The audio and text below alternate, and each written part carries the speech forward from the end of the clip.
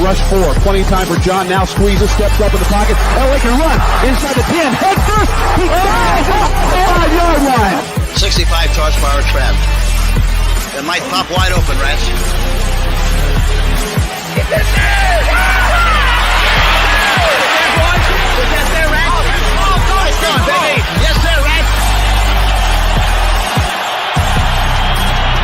High snap. It's no good. The Chargers run it. Here comes the rush. He sidesteps. Can he throw? He can. The ball flipped forward as loose. A wild scramble. 2 seconds on the clock. Casper grabbing the ball. It is rolled a fumble. Casper is recovered in the end zone. The Oakland Raiders have scored on the most seedy.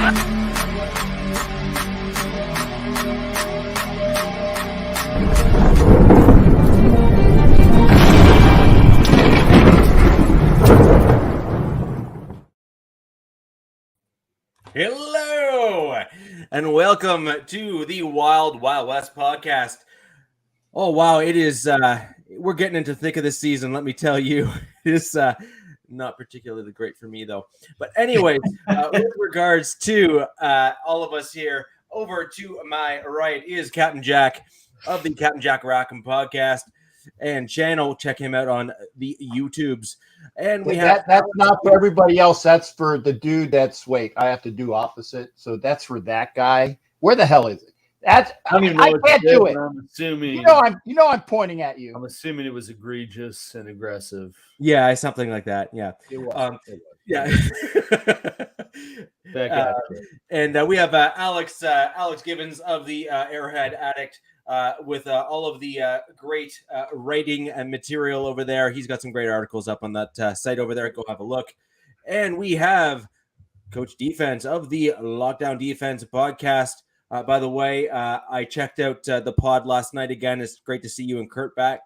Please tell him I say hello. I will do that. And Kurt, I how you feel I about did not have any the, snarky comments. I will next week, though. How you feel about the Lakers already getting eliminated from playoffs?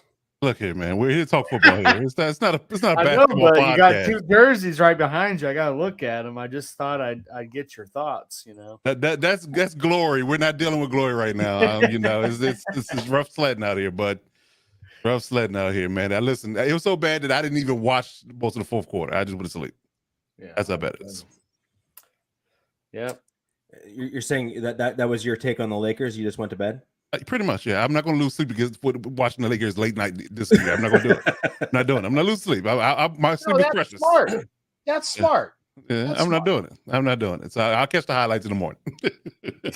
So, given the fact that we're going to try and get into our recaps in relative short order, just because that's where hopefully it's going to get interesting. Alex, let's start with you and the boring win. Or loss, rather. Yeah. How'd that go? Yeah. Well, I'd like to see what Denver does against the Bills, the potent Bills offense. We lost. Yeah. Well, yeah, against the Bills, though. No, we lost in preseason. Well, yeah. Okay. Anyways, really not a terrible loss to come away from, losing 24-20 to what everyone called, the greatest team in the league. And was supposed to be kind of leaps and bounds ahead of everyone else. And frankly, I thought it was kind of a morale win for KC, given how depleted they were on the defensive side of the ball. You had all rookie corners out there against Josh Allen and Diggs and kind of that versatile Buffalo offense. They did give up some big plays here and there, but for how I guess the national narrative was heading into the game, I really didn't think it was a bad loss. Tito, you're late. He is late. Hey. And again, I don't even have. Look at that time card, 6:41. That's late. That's good. That's bad. But a 24-20 loss in week, early part of the year, kind of towards the tail end of what was supposed to be the atrocious stretch of KC's beginning schedule. If you would have told me going into the season that they were going to be 4-2 with where the roster was at and sort of the retooling on offense as well as the youthful revolt on defense. I mean, I'd take that, and I think they're really gelling and kind of progressing each week, and heading into a very favorable stretch of the schedule, and frankly also getting healthier. So, not a bad loss. I have a feeling we'll see the Bills again in the playoffs, and I think it'll be a different game. But I will say it was kind of crazy. I don't know if you guys watched it like all the way through or not, but at the beginning, Romo literally is like, this is going to be a 24-20 type game. Yeah, I was like, son of a bitch. This guy right. It was like from the kickoff. He's like, I feel the vibe of this. This is going to be a 24-20 game. Yeah, it's not going to be as high scoring as last game. Yeah, and he was right. But honestly, though, like if you tell me, like I know Diggs went off. I had him fantasy, but so I wasn't upset about it.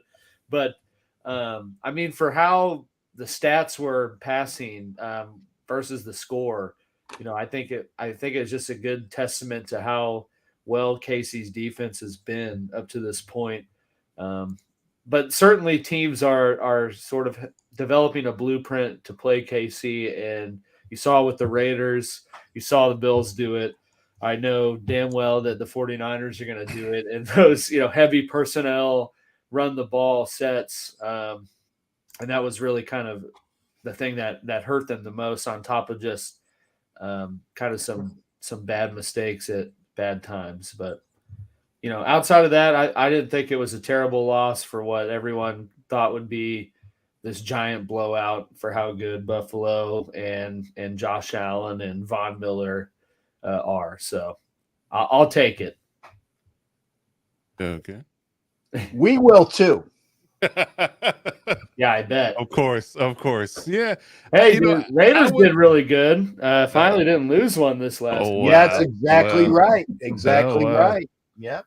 I wanted to do a throw over to Coach on the Chiefs just in general. I heard a really interesting take, and I wanted to hear what Coach had to say, just because it was specifically to do with the defensive side of the ball for the Chiefs. Mm-hmm. And that is that the last several times the Chiefs and the Bills have played, the Bills have been able to put up well into the 30s, almost into the 40s in terms of points.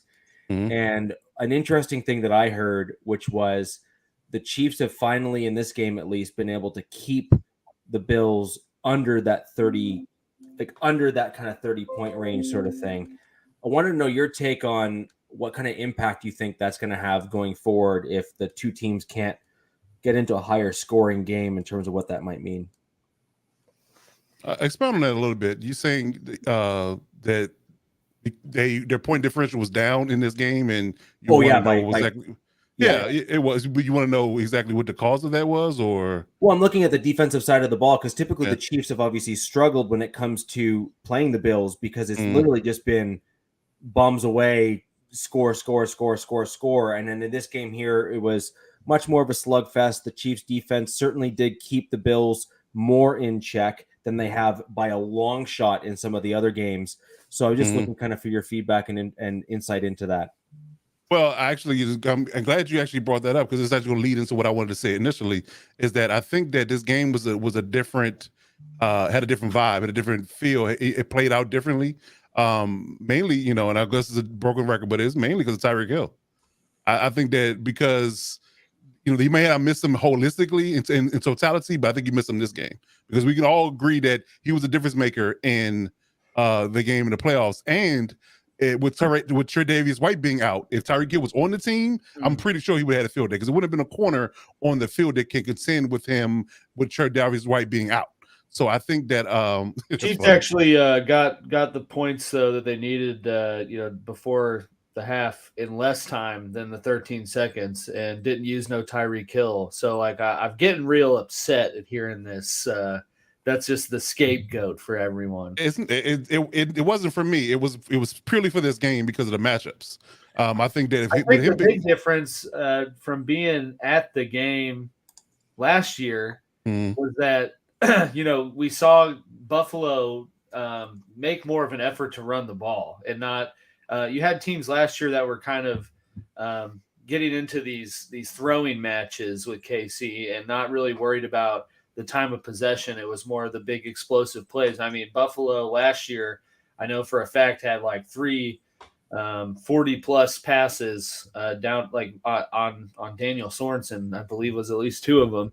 But they weren't as focused on keeping the Chiefs offense off the field and making these efforts to hand them. I mean, they have the same players in Singletary and Zach Moss and those guys, but I felt this week or this year, they just made more of an effort of getting those guys touches and kind of nickel and diming down the field rather than having Josh Allen just kind of do what Mahomes does and roll around and find a big explosive play.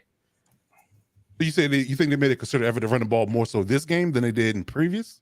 Yes. Well, they did run a lot more heavier sets. They did what the Raiders gashed KC's defense with Josh Jacobs just for whatever reason decided to stop doing it.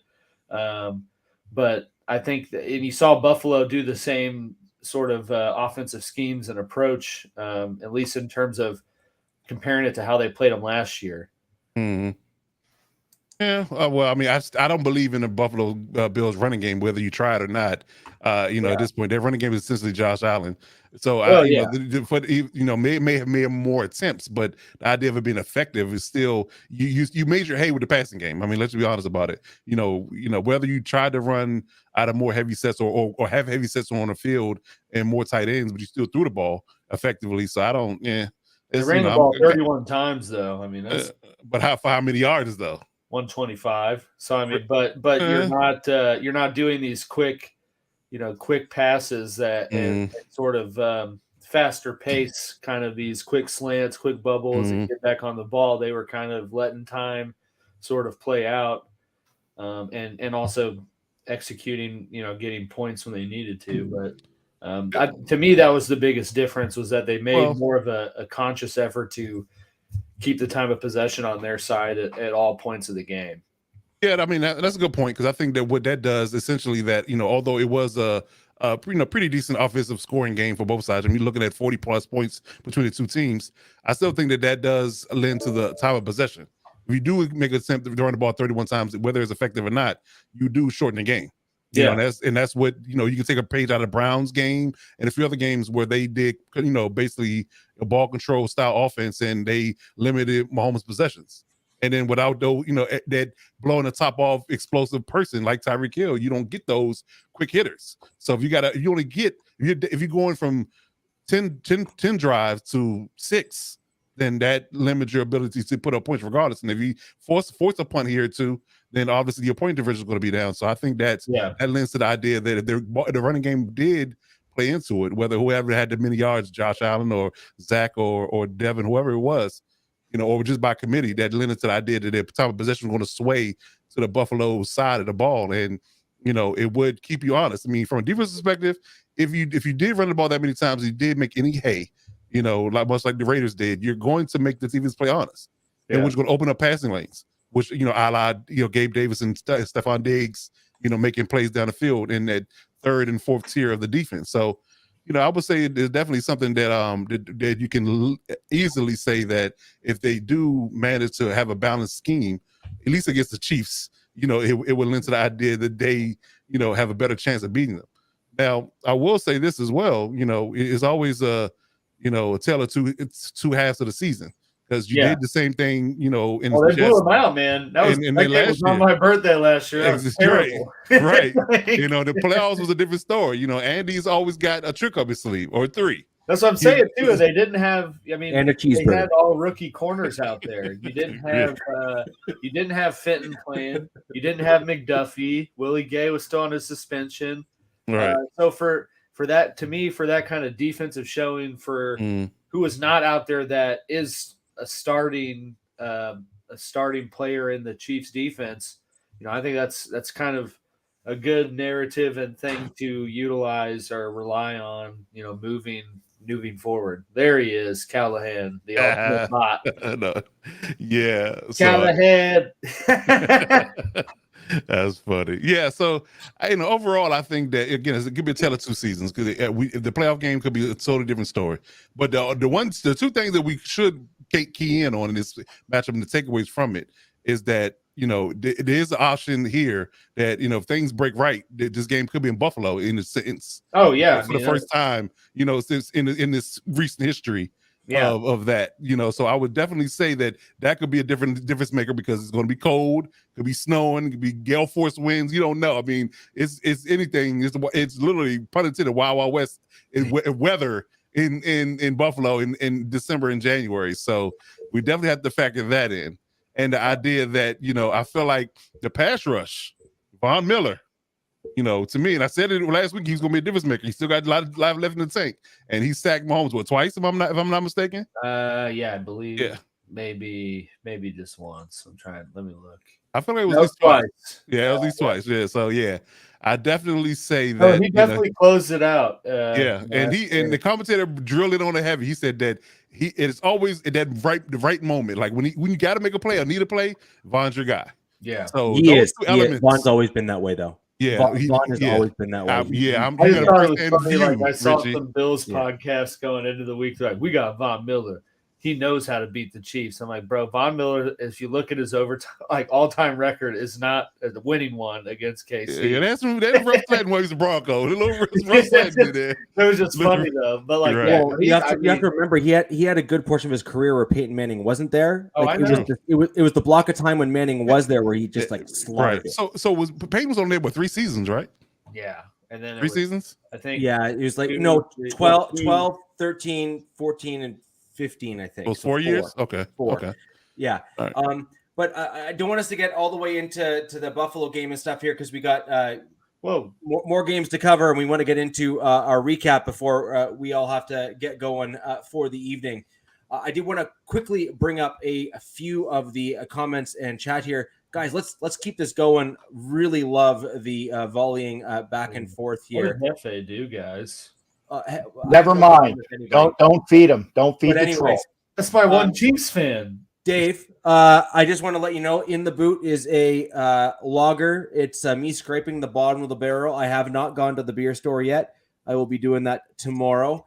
And up after the lager, because I'm now out of beer, will be Canadian maple whiskey because I'm Canadian. And that's just the way I roll. So after all that, I do want to also bring up Matthew's comment here. We have not made it to the Chargers-Broncos game yet. Coach and I are going to get right into that after we throw over to Captain to go over the Raiders game and give us a little recap in terms of what has gone on there. This ought to be quick. Yeah, let's talk about the other guys' brake pads now instead, right?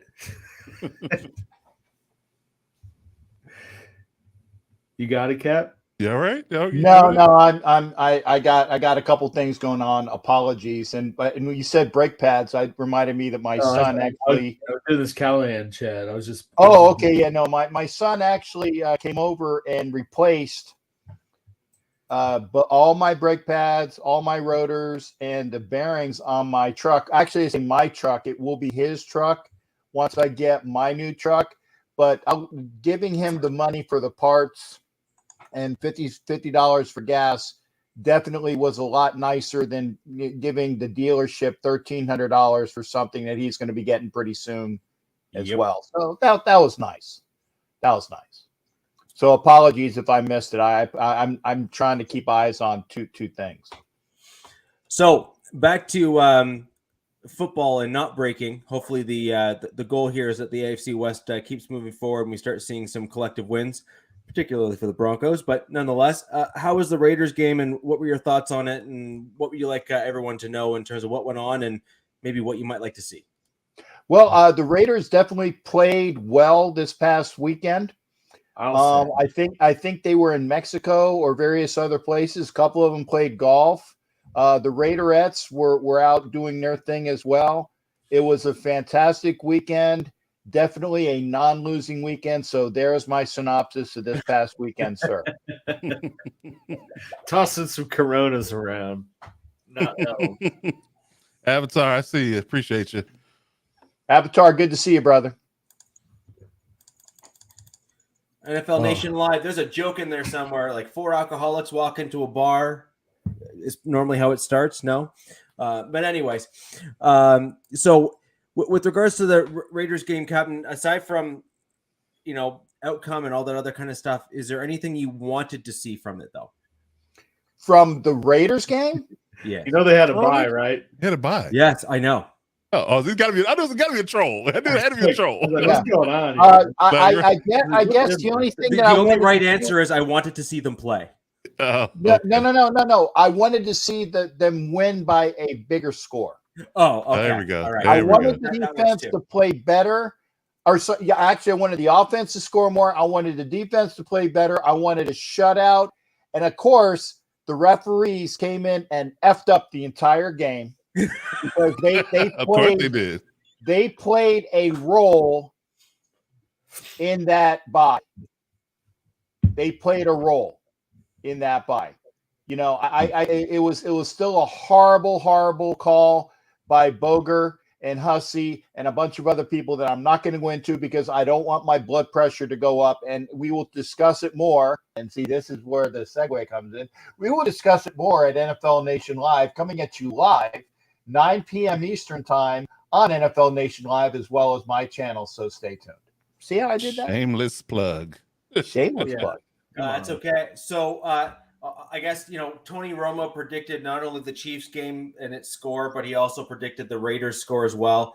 So I guess he truly is a savant of some sort. It's a win for the Raiders. They called him who? No Claire? games and no arrests. Yeah, Claire. I never heard of clairvoyant. Clairvoyant is, I know what clairvoyant I is. believe that is an old wooden ship. Oh, that's awesome. Civil War era, right? I thought it was a chapter in the book of that Amelia Earhart, Carlton Banks offense. That's what I thought. Yep. That's what I thought. Fantastic. I know what clairvoyant The Amelia Earhart offense. I have more of a comprehension of a level than a person that I won't mention in here that's been trolling. Anyway. Understood. So no, not you, Alex. Not you. You actually have a college degree. Oh boy. Oh boy. You got a doctorate. Do you really? Well, yeah. Dr. Givens? Doctorate. Well, I'm Insurance doctor. I'm a doctor of the law. Doctor in insurance. Okay. So, Coach, we had quite an interesting game on Monday. I know of at least 3 brothers who are barely recovering from potential heart attacks. That 2 of which were at the game. Yeah. And for those of you who don't know, Coach, myself, and all 3 of the Bolt Bros were all in a group chat during the Chargers Broncos game. And we'll just say we had a very interesting conversation. And it's one of those things you can't. Yeah. But it was honestly, if but nothing else, it was entertaining because it was so close. But there was so much that went wrong for both teams that, I mean, it's really difficult in terms of starting somewhere, right? Mm-hmm. Yeah, it's rough. I mean, it's a lot of mistakes were had on both sides of the ball. I mean, you would think that, especially with the drive that Russell had in the beginning of the game, the way the first 2 or 3 possessions went, you would think that the Chargers was coming out slow and the Raiders were finally righting the ship. They had 10, 11 days to kind of work on their offense, get their timing down, get everything. Huh? What I said? You played the Broncos. You said the Raiders. I'm sorry, the Raiders. Yeah, I'm sorry. Yeah, the Raiders are always on your mind. How can you not compare the 2? It's Wednesday, and you're on the Wild Wild West podcast. Oh, okay. Now I'm back. Okay. Now I'm back. Right, honestly, I think the Broncos, Derek Carr's a compliment. I mean, okay. And you're also a Chargers fan, apparently. $250 million QB ain't looking. I did get that right. I saw my hand. I was like, I know where I'm at. Okay. All right. So yeah, I think that the Broncos coming out with Russell. I said the quarterback right. I said the team wrong. Clearly, I know I said Russell, but Russell coming out with the first drive, hitting Dulcich on that whip route. I was like, oh boy, here we go. They actually finally want to find the offense this week. You know, he had offenses 5 weeks. You want to have offense this week, and then it came back down to status quo. It came back down off the high horse, and it was status quo. But you know, our woes are the same. You know, and the fact that somebody gave Corey Linsley a people burrito or something like that, and gave him food poisoning, and he couldn't play as a food poisoning, really messed our O-line chemistry up. So that was a problem. You know, they couldn't. You know, I saw the 2 games that we've had. Constant pressure on Herbert. Linsley has not played or went out at a certain stretch of the game because of injury in the Chiefs game. So not having him, still not having Keenan Allen, our offense is sputtering. And I have to give credit where credit is due. I'm still, you know, I can't, you know, put a feather in the cap with the offense yet, obviously, but the defense for the Broncos is legit. It's legit. Their front 7, you know, the back end of it, you know, I know Richie gives Justin Simmons a lot of crap, but him being in there with Stearns being out, Surtain, that D-line, DJ Jones. Listen, DJ Jones gave Zion Johnson fits. Okay, it's for the first time this year. He had 3 holding penalties on this guy throughout the whole game, and we had never seen that from Zion Johnson since he's been a Charger. DJ Jones is unbelievable.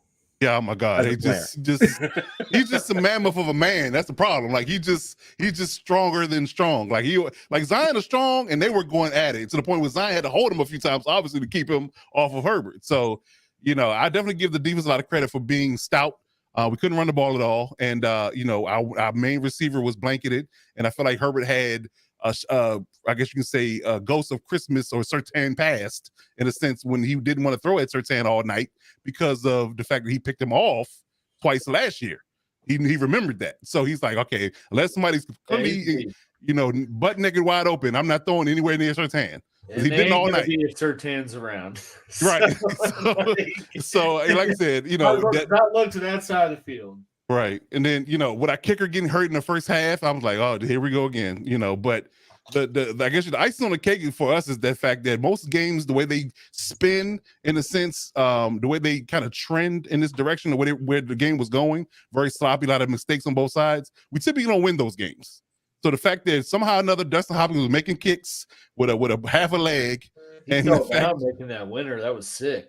It was crazy, right? So I'm just like, you know, I was just amazed that we even won the game, because I would just shake my head. I didn't want to tell Richie this in the chat because I just gave him too much ammunition. But I was like, we typically don't win these kind of games, so I'm really nervous. And then, lo and behold, the penalty at the end of the game with the muff punt, I was like, oh wow. So we got 2 special teams. Wild. These 2 special teams penalties that went, or miscues that went our way. Normally they don't go our way. Our special teams usually is the root of our existence.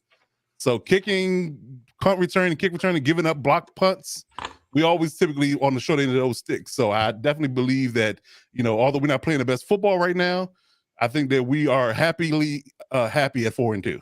That's my take. No, I look, Surtain, I'll be honest, and I've owned this from day one. I was not happy with the pick. Not that I didn't think he's a good player, just that I felt that we should have gone a different direction given the needs of the team at the time and how well we were playing, or not how well we were playing. You know, specifically guys like offensive linemen and things like that. I just felt that we had other needs that I thought were really important for our team. Mm-hmm. But I mean, you can't deny it. The guy is he's a stud. He is elite in terms of as a cornerback, and probably like easily top 3 corners in the NFL. Sure, 100%. Yeah, 100%. And Ramsey, what I like to see about him, Ramsey's not even. He's gotten better. Yeah, right. Like he's actually making progress, which is amazing to see. We have to address the idea this kid is in the second year. Like he's not a wily veteran. He's a second year player. His dad was pretty solid. I was going to say his dad was a great corner. But the difference in the 2.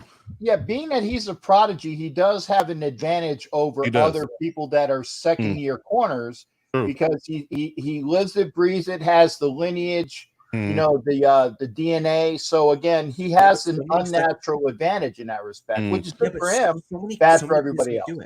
But what's interesting about Surtain outside of his dad, because his dad was more of a zone cover corner. Now, Surtain's money is man to man. It is. Like he was plastering to Williams all night. Like, I'm just like, man, He like, shut him down. I gotta give credit where credit's due. Like, I'm not a hater. Like, you listen, and it's one of those things too, Rich. I agree with you. Like, certain plays or certain players that you wanted to go after in the draft, you feel like we have better, more, pressing needs. But when they pick that guy and he's a stud, you're just like, well, it is what it is. You gotta live with it. Because I'm sure if you didn't have him Monday night, then it would have been a different story. That's one of those times where I'm happy to be wrong. Right. You know what I mean? Right. Like, I'm happy, like, good, fine. Like, you hit a home run. Mm-hmm. That was begrudgingly, I will say that's the right pick. Right. Agreed. It still doesn't mean we still don't even have some of those glaring holes still on the team. True.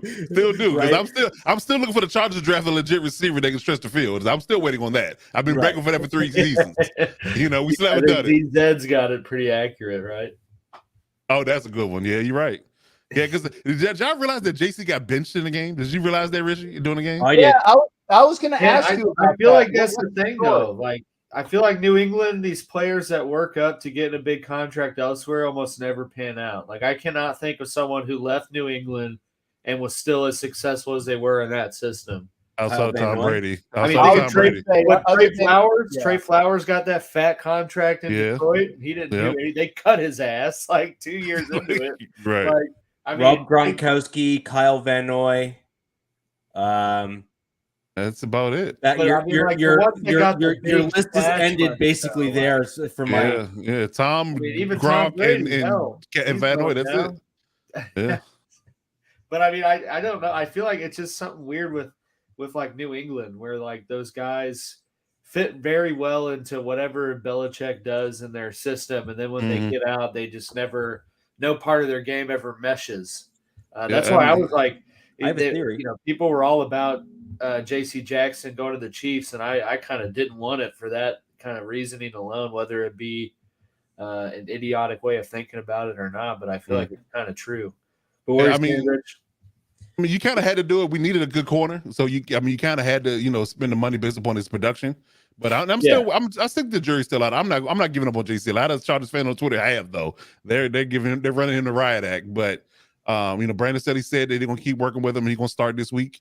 He got to go up against DK and Tyler Lockett. So trial by fire. Let's get it going. I mean, it's either the ankle, the system, or confidence. But two of those 3 things can be fixed. Yeah. So we'll see.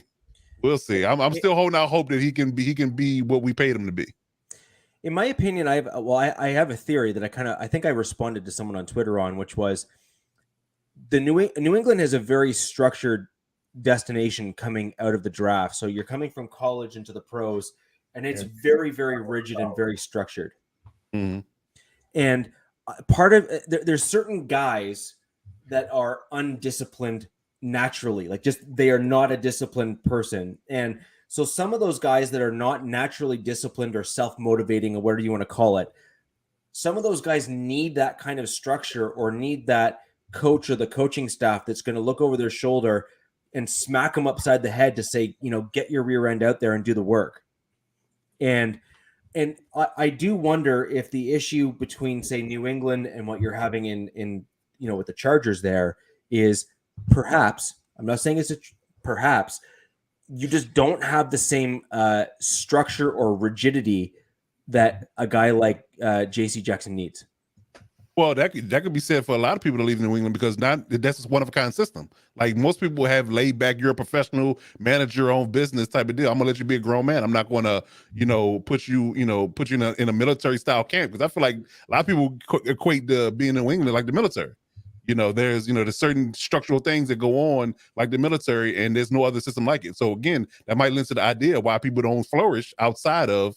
To your point, they don't flourish outside of the system because that's all they're used to and that's all they know. That's exactly it. That's what they're used to. They've come from college and they go right into a they get that bang, money. bang. Right. Because Bill ain't paying. Bill ain't paying nothing. I'm not LA. I'm not New England. I got whatever guaranteed. Right. I get $80 million in a while.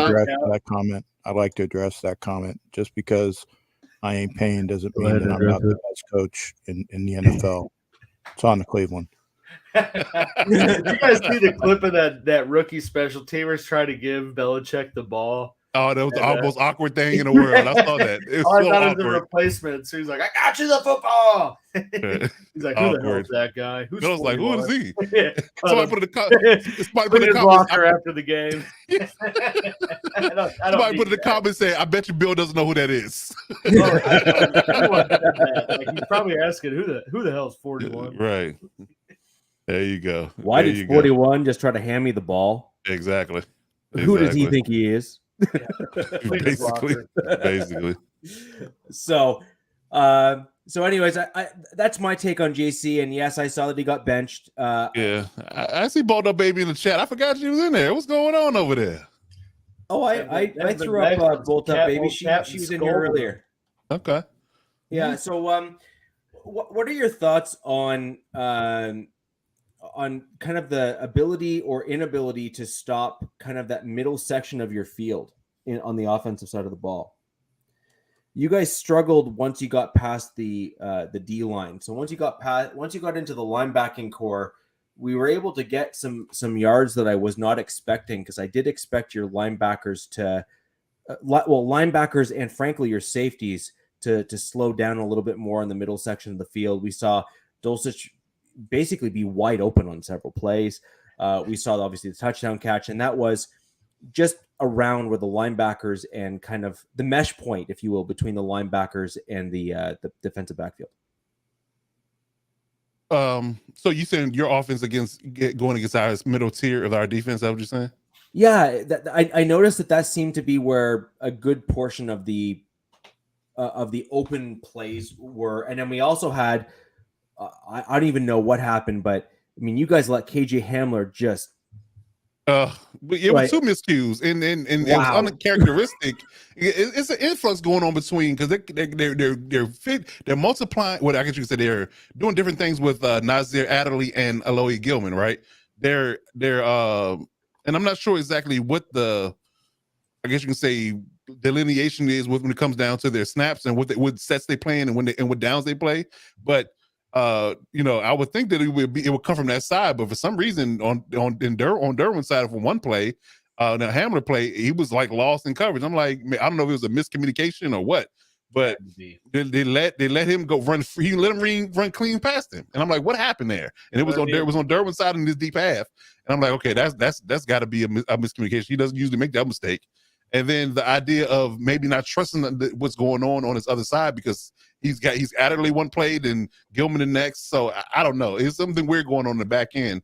But what did the Broncos do passing though in the second half? I was just going to say that because that was all in the first half. I'm glad you said that. I'm glad you said that because I was literally just going to say that was all in the first half. And then run through for like 15 yards in the second half or something. Yeah, it got corrected in the second half because they had very little production in the second half. No, he threw for more than 15 yards. We just happened to have so many penalties that's all we actually had as a net gain. Oh, okay. I will say it was pretty savage for Mathis to get like 5 PIs. Oh my god. Yeah, that it was. I mean, it was the PI calls, the holding calls. Holding calls, the PI calls. It was just I crazy. agree. I think was it Coach that said that the PI needs to just be 15 now. Like, I did say that. I agree with that because I think it shouldn't be a spot foul at all. Yeah, roughing the passer needs to be dialed back and or less of a penalty, less of an egregious penalty. Make it 10 yards. I mean, make it 10 yards or make it 5. Because it's 15 automatic first. That's just crazy. And then passing the first been a spot foul. Those are game-changing penalties. You extend drives. You get a roughing the passer call or passing the first call on third down. That's extending the drive. You go to punt. Now you got a first down, a new set of downs, and you likely will give up points in that regard a lot of times. So I agree with that. But the minute that you change that rule, let's say that a certain quarterback that looks like a cross between the daughter of Roseanne and a frog, or a certain Wonder Boy who is like in his third year in the league. The daughter of Roseanne. Come on, man, go with me here, okay? Anyway, I'll account. If Mahomes or if Herbert gets shellacked, right? Gets shellacked on a roughing the passer call, and it's only like 5 yards, and oh, by the way, they're out for the season. you guys would be screaming bloody effing murder that they didn't do enough for it. So you can't have it both ways. Though. Yeah, well, No, it's more about I PIs. was talking about the roughing the passer. He's talking roughing the passer, right? Yeah. I don't listen. It's getting out of hand. Like, I'm not saying it shouldn't be a stigma, but it's getting out of hand. Like, then you got people like the guy that looks like Sid in Toy Story underthrowing balls, so he gets a PI call at the 2. Oh, well, okay. Well, there you go. There you go. I get There it. you go. Coach, what my biggest issue with some of those pass interference calls is there was 2 of them that were just egregious, and I completely agree. Like it was just brutal. Now I didn't review all of them, but the one you said in the chat when we were watching the game, he held him like that. That was a call. He held the receiver that play. Now all of them, I'm not saying all 5 were legit, but the one you was harping on towards the end of the game, you was like, that's not a PI. I said, oh yeah, he held him that one. That was that was legit. It was this is the problem I have is that yes, I will concede it was technically a pass interference call, technically by the rule of the law. Technically, you're right. Yeah, eyes of the law. It's right. Look, in the eyes of the law, jaywalking is technically illegal, or you can't do it. But at the end of the day, like, find me a cop that hasn't jaywalked. Like, it's just ridiculous, right? Or speed, or do anything. So just, you can just leave that alone. But what my problem was is that if you're not going to call, and I even said this in the chat, right, which is if you're not going to call it evenly on both sides and not call those types of things on the other end of the ball, even if the wide receiver wasn't within the play, it doesn't matter. The point being is if there's holding and pulling and hands, overly handsy, whatever, those are all pass interference calls. Whether or not you want to admit it or not, they were, and there was a lot of them are not called on the Chargers.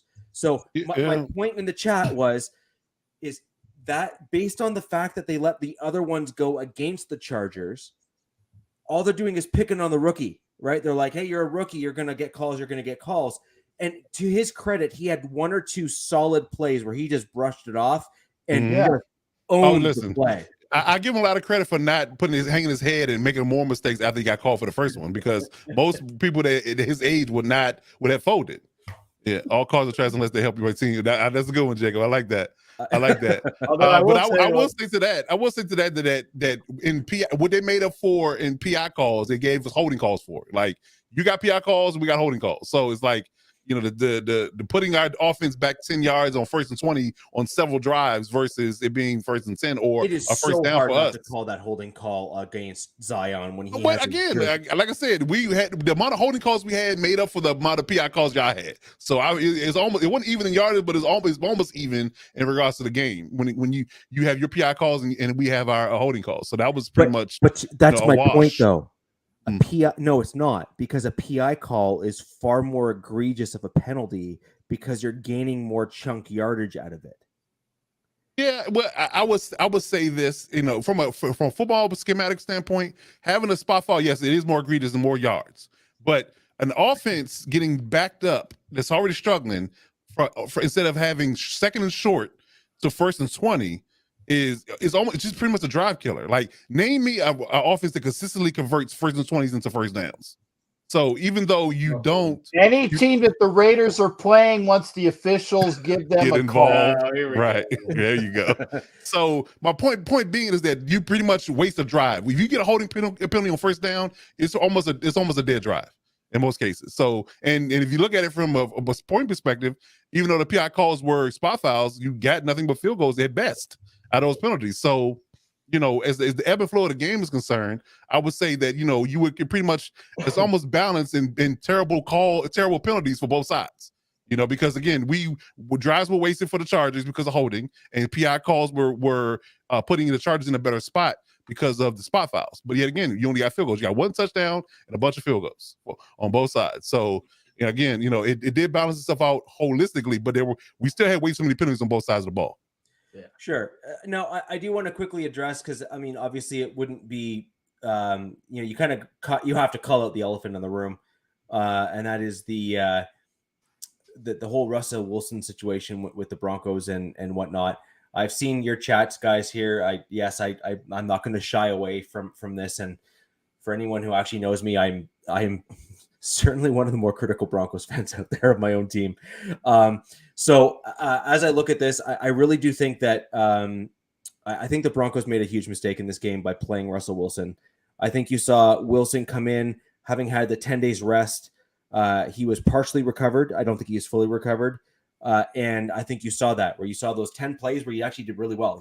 He looked very much like kind of Russell Wilson of old, if you will, moving the pocket, extending the plays with his legs, running for the extra yards, that kind of stuff. You saw a lot of what you're used to seeing from him.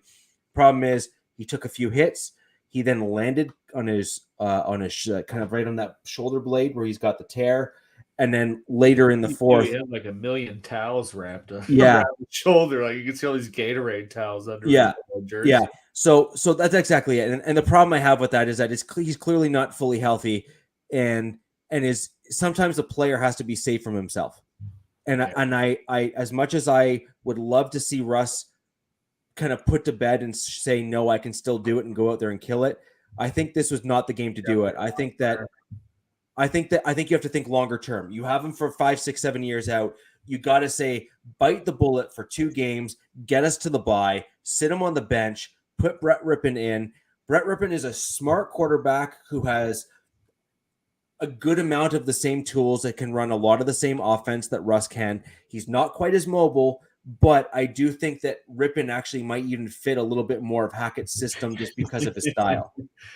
I think the Broncos should call Seattle. They got this backup QB that I think, given the right situation, can prove a lot. I saw a Twitter feed that said that this man is the only one that can save the Broncos season. It was Drew Lock Dancing. They need a QB that can, word for word mouth, put on for my city. There you go. Yeah. So, like I said, in my opinion, I just think Russ needs to heal. I think he needs to get better. He needs to be given the time to do so. And frankly, I think the coaches need to understand that a competitor like Russ, make no mistake, he's a competitor and he is one heck of a quarterback, and he can be. Save him from himself. Exactly. You got to literally say no. Wrong for that, BC. Wrong for that. So I got 2 quick questions, Rich. I want to ask you. Get your opinion real quick. So now is Russell's? He has a hamstring injury now too. Did I hear that? Okay. Yeah, he definitely needs to sit. Now, I'm being real. I'm being honest. He definitely at this point, he needs to sit. It's getting ridiculous. He now. Plays, he's just going to hurt something else. Exactly, or hurt it works. So pull it off the bone and be done for months. So or years. I would say I want to ask you about Hackett. Like there a lot of focus has been on Russell and his struggles, right? But what role does Hackett play in the struggles? So I was on Bolt Bros before the Chargers game. I think a couple of you guys were kind of I popped in for a little bit. Yeah, you guys joined us there, and go back and check that out. I know that they have promoted the fact that I was on, and I know that we had Coach on there, and I had a great time with them. They're fantastic guys. But those are my buds. I broke it down as an 80-20 rule. So I believe 80% of what we're experiencing right now is on Russell Wilson, and I think 20% of it is on Hackett. And I might be willing to go as kind of low on Russ as 70 and then 30 on Hackett. And this is kind of why I have that breakdown. I have a very difficult time putting more than that on Hackett when I start seeing route concepts and plays where wide receivers and people are wide open and not being thrown the ball. Yeah. And that is more. That's not just one-off either. It's on multiple levels of the play and on multiple plays that get missed. And that's on the quarterback. And you expect a veteran quarterback like Russell Wilson to be able to see the field, read the field, and make those throws. And I look at all 3 quarterbacks in our division, Carr, Mahomes, and Herbert. Each one of those 3 quarterbacks has the ability to pan and scan that field on the multi-levels of route trees. And I'm not seeing Russ doing that. And in my opinion, that's a Russell Wilson problem, not a Hackett problem, because you expect that from a guy that is commanding that type of salary, right? I think that's fair. And then I look at why I have some of it on Hackett. Russell Wilson is also and clearly struggling. And So the reason why I put 30 on Hackett or 20 on Hackett is that Hackett then needs to start adjusting a little bit more by doing similar things to what we saw the Chargers do with Justin Herbert to try to save him from the pass rush that was killing him most of the day. And that is short routes right in that middle kind of intermediate section of the field and all that sort of thing. And I think that's extremely important. And we're not seeing those types of things. Most of our plays are kind of middle and then deep as opposed to shallow, quick, fast. Okay. That's fair enough. I was going to kind of ask about that too, though. Like how much you thought you kind of answered it, but I was kind of curious how much you would blame on Hackett or just the offensive play calling in general. Because it was kind of a thing that Chiefs fans or people around the league knocked Andy Reid for the longest time is, the beginning of the games, they're always so successful because they're running their scripted plays, whatever it's the first 2-3 drives that they, are heavily working through the week and come out and can execute really well. And I felt, and this might be a little bit of a mischaracterization, but I kind of had the sense from watching the Monday night game that, Denver obviously came out really strong. Russ was like 10 for 10, moving the ball really well. And then I got thinking, well, how much of this was their script, for the whole week of like, hey, we're running boom, boom, boom, we're running this. And then it was like, once they got out of that, do you think the coaches didn't really, they just don't know how to progress from that point? Because I feel like every Broncos game, and I've been forced to watch them because they're in primetime slot. But, I feel like every Broncos game, they come out really strong and then it just aggressively tapers off. And then they're relying on their defense to make stops. And then you're relying on the offense to just move the ball far enough to kick a field goal. And let's see what happens at the end. So it's like, how much of this do you think, which like I said, you already answered to some degree, but to me, it just seems like they don't know really how to progress from the early success once they're out of their sort of scripted set from the week, I call it the Budenholzer syndrome because I get on Budenholzer from the Milwaukee Bucks about his lack of adjustments in game. So he usually game to game, he's usually good. Like he'll make the adjustment in the next game. There's a problem in the previous game, but he won't make them on the fly. I give Ty Lue a lot of credit. Speaking of basketball, of making in-game adjustments well. Now, if he has a problem making in-game adjustments and pivoting or leaning into things that work, then that's a coaching problem. That's a coaching problem. Well, if you're referring specifically to the Broncos with that, because we've had some success early in the game with the offense, the problem I think is with that is that the scripted plays, they're almost being said you should throw to this person, you need to go to this person, you need to go to this person, and I still maintain and I still hold true to what my previous comments were is 80-20. Mm-hmm.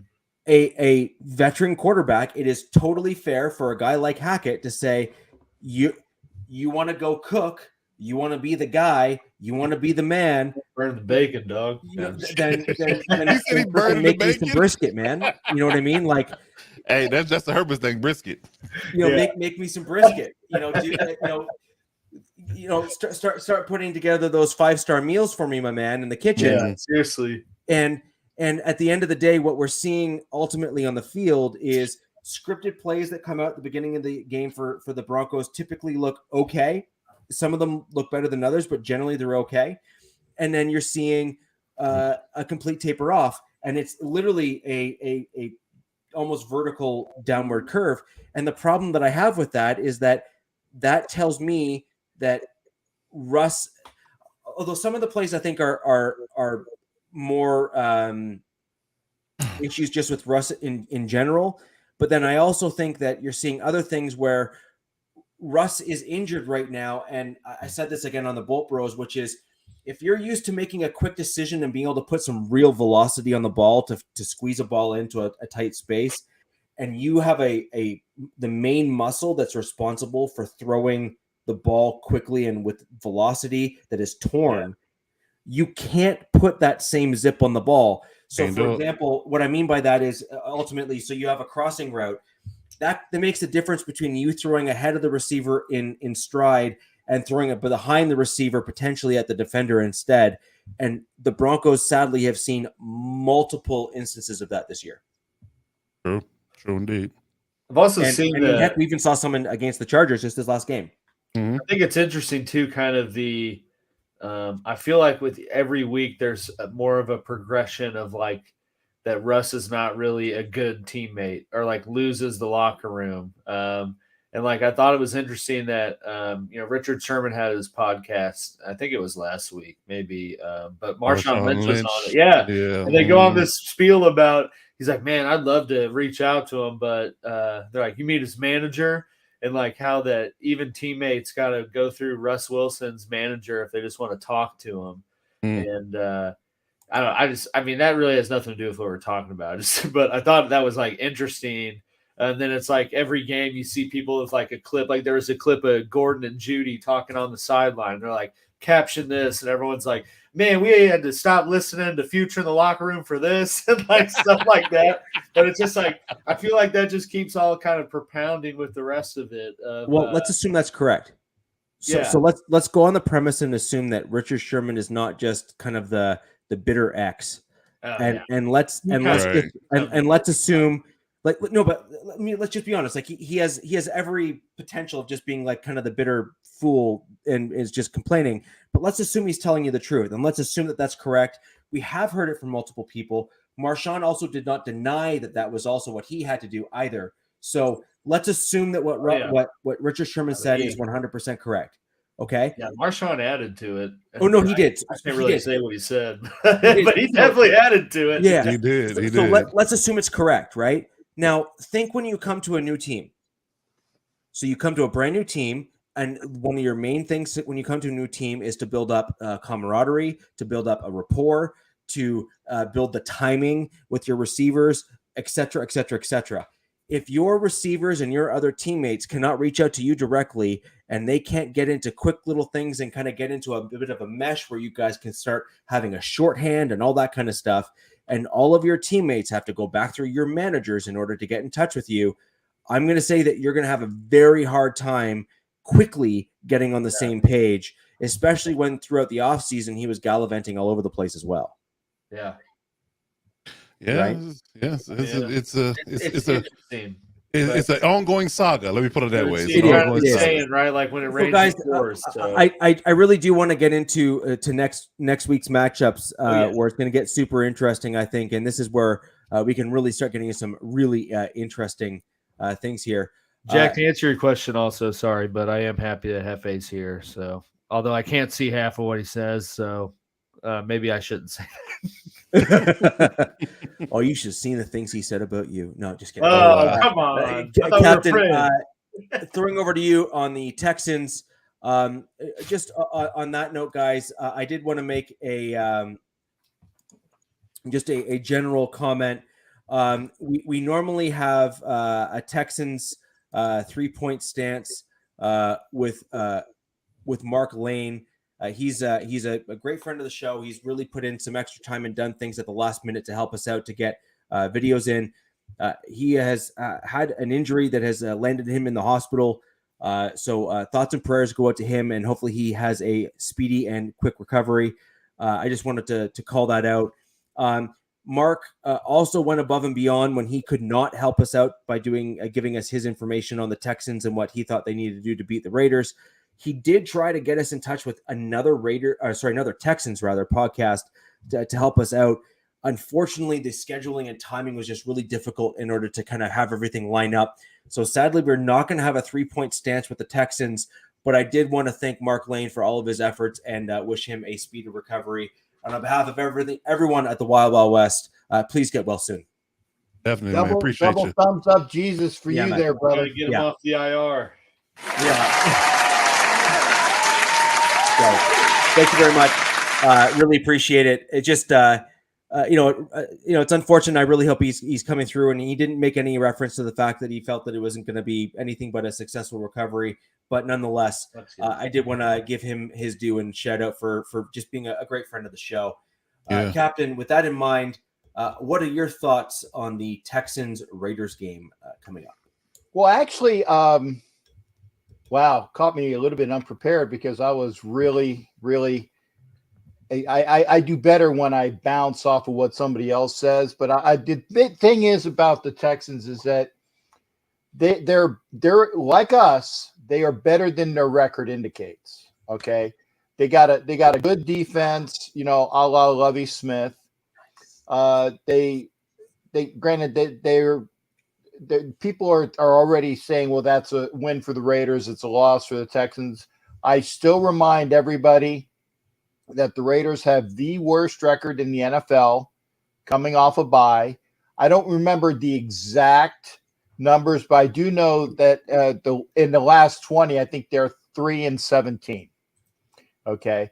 I would like to actually say that I'm very happy that the NFL for the second year in a row, didn't have the Chiefs playing the Raiders after a bye, because that was an annual occurrence. You know, I always liked it. Check the Chiefs bye week, and then you know that the Raiders game is the next week. That's how you knew when they were playing the Raiders, because it was always the week after the Chiefs bye. But for 2 years in a row now, I don't know. I think you might need to re-up those payments to whoever you were paying off in the scheduling department there. We got Tennessee after the bye now. Yeah, but well, thanks, Goodell. But like I said, the Raiders' record after the bye is like 3-17 for the last 20 years, and it's just horrible. So everybody's already saying, well, you really need to come up and play better. Well, the Texans are a decent team. Obviously, they're going to be coming to Vegas, which is one good thing. It's a home game for the Raiders. The Raiders need to continue doing what they have been doing the last several years, several games, which is to continue their running game. When they're running the ball, they're playing a lot better. And I can say this as well, and I know that Alex can attest to this. The Raiders are not a 1-4 team. They are in record, but they have a better team disposition than their 1-4 record indicates. Okay, and that's not being a homer saying that. I'm saying statistically, they're in top. I think they're top 8 in offense. What's taking them down is that their defense is playing horribly. Okay.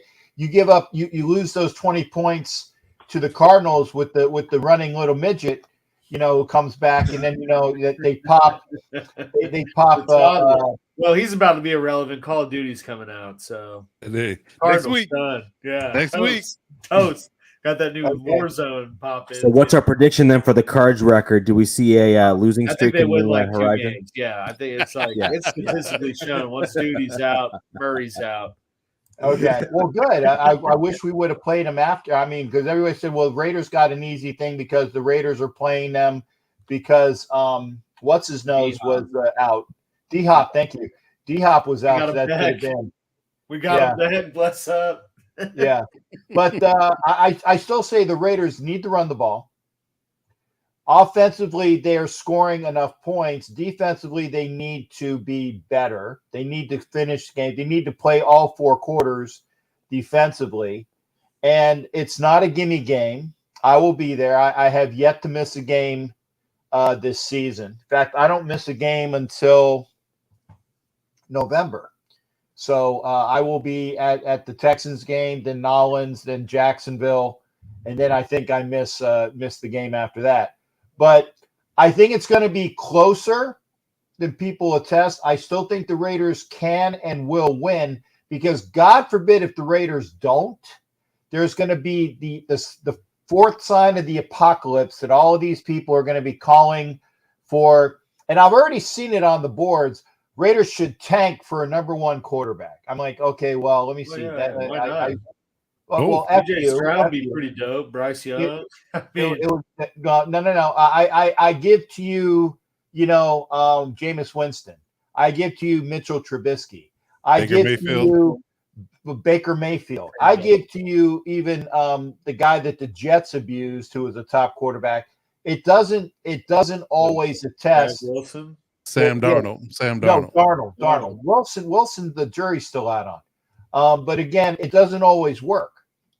So you don't do something stupid like that when the team is really starting to gel. The offensive line is playing a lot better than it did at the beginning of the year.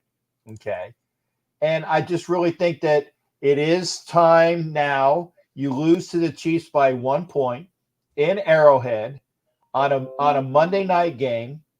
And I'll take what we have there in that. I'm very positive about it. I'm not a homer about it, but I still think the Raiders will win in a tight game.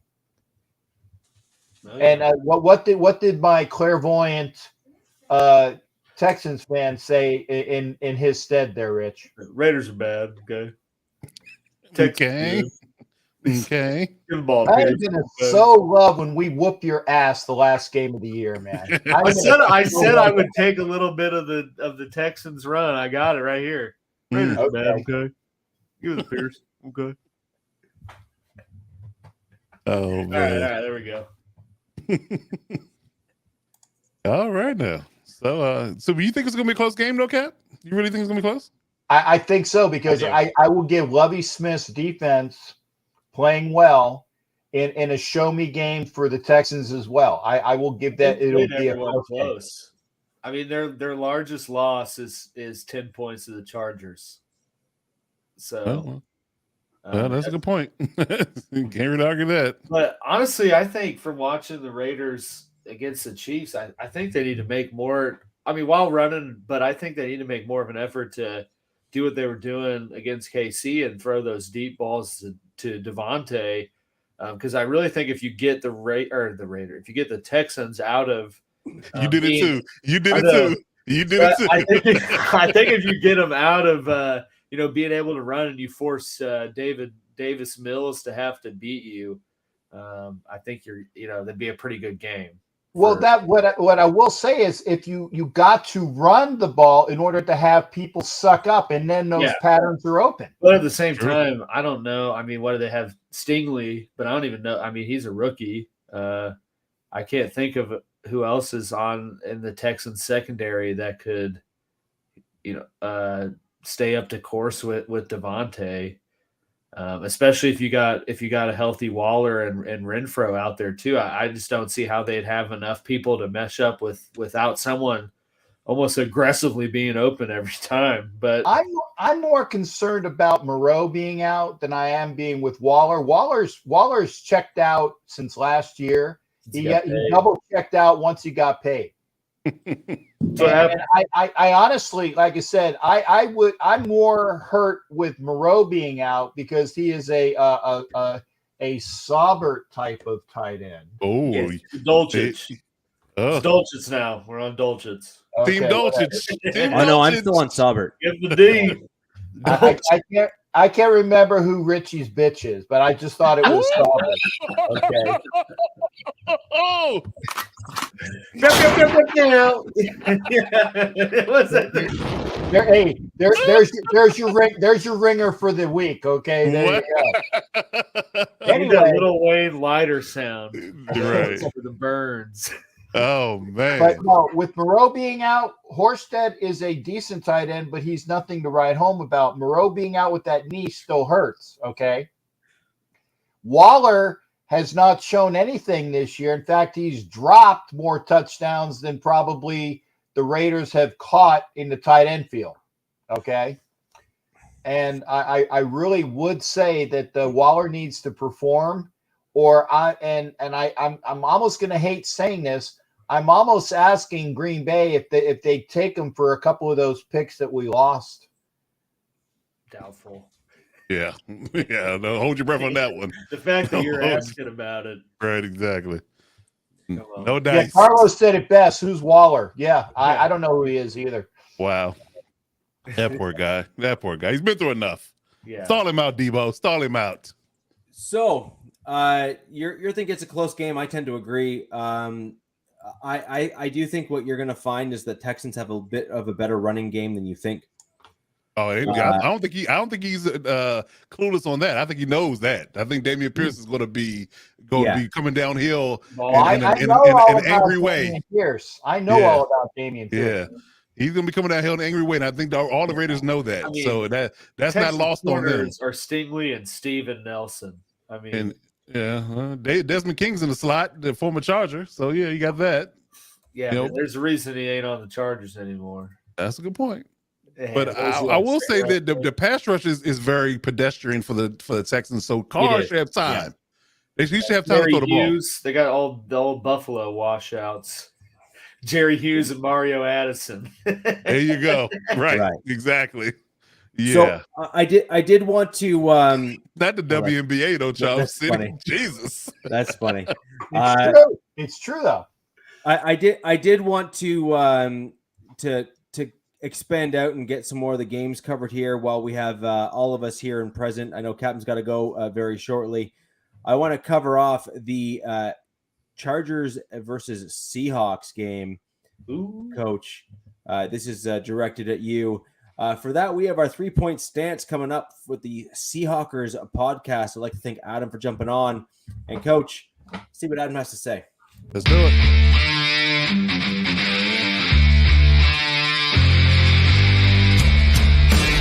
What's up, Broncos country? Adam here from the Seahawkers podcast. Just want to check in with you, see how you're riding. You riding good? Well, I wasn't here to take shots all day. Wanted to come at you guys with 3 things that we need to do to maybe beat the Chargers. Number 1 is to score more than 16 points. Okay, maybe I wasn't done taking jabs.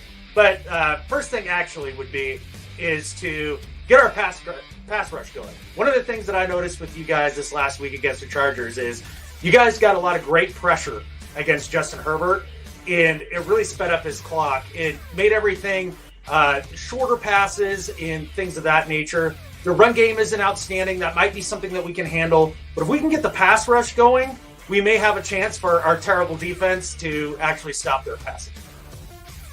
Number 2 thing that we need to do to beat the Chargers this next week is just the opposite. Stop their pass rush. I mean, they harassed Russell Wilson all freaking night on Monday Night Football.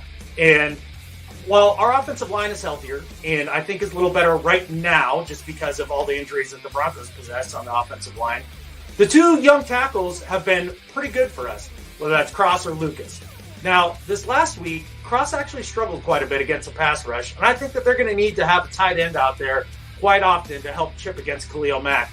Otherwise, it could be a long day for Geno, and we might not even get to 16 points.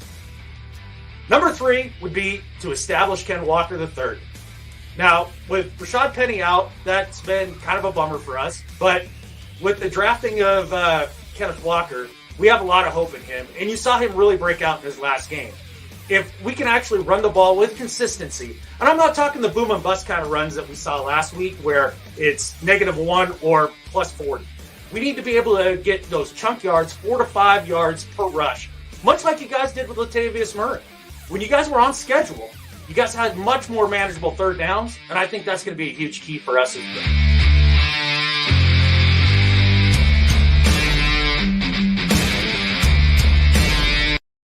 It's back, baby. I love it. I love that 3 of us. Y'all had to see these jokers behind stage. I'm over here crying, laughing. These jokers are jamming to the music. I don't even know if y'all heard the guy talking. I'm not even sure. The minute I heard it, I was like, oh, yes. And by the way, Alex, when you duck out, make sure that they're actually on the 3-point stance so we don't see you leave. It was. No, it was not. You ducked out before the 3-point stance hit. Our fans do not want the money shot. Oh, wow. All right. Yeah, so with that in mind, Coach, yes, he does very much have a beard very similar to my own. Yes. Believe it or not, he and I actually get along really well. We had a great conversation. and the beards we trust. I get it. You know what? Yeah. What do you put in yours? Wait, what? Yeah. You put product in yours? How do you get it? Yeah. I've had a beard like this since I was like in grade 9. Wow. You're like, sir, you belong in this class? So, are you our new substitute? Right. He's like, "How old are you, sir?" "I'm 14." "Well, you look 40." It's a bad Good like that. So funny story. Like 30. The drinking age here is 19, and so I was Started buying beer. drinking at 14. I was drinking at 14. There And you so go. I walked in on my birthday when I turned 19, like literally the day of my 19th birthday. And the guy said, "Sir, I'd like to see your ID." And I said, "Well, thank goodness you never asked for this before." That's hilarious. I remember So- when I turned 21, my family like took me, which obviously I drank before that. I was like, "Oh, I don't know what to order." Like I was like, "How do I act?" Because I don't want to, like, it was like an unspoken thing. You want to give up the goods. Yeah, I'm like, I'll take that. My dad's like, "How'd you know what to get?" Long before that, right? That's Yes, funny. indeed. Yes, indeed. But quickly get into the recap there, Richie. Go for it. Yeah, I think it's very simplistic. I think that the Seattle surprised everybody. I thought they kind of shot their shot when they beat the Broncos week 1. I didn't think they would play that well down the stretch, but they've had good games. Not all games have been, positive in the win column, but they've been playing. They've really outkicked their coverage as far as their win-loss record that we thought they would have at this point in the season. So, classic Pete Carroll, run the ball, play action passes, try to play solid defense. It's been more of a struggle than it's been positive. They haven't been really stout on defense, in all honesty. But their running game is very, very sneaky. It's power based, but it get downhill and they make you pay if you don't line up properly. So, and that's been an issue for us, lining up properly, getting people in the right positions, and making sure that we stop them before they get started. Because once, Kenneth Walker or Rashad Penny, and before he got hurt, before those bigger backs get downhill, man, it's gonna be a rough day. It's gonna be a rough day. When they get into the linebackers in the secondary, they're gonna have 6, 7, 8 yards at a clip.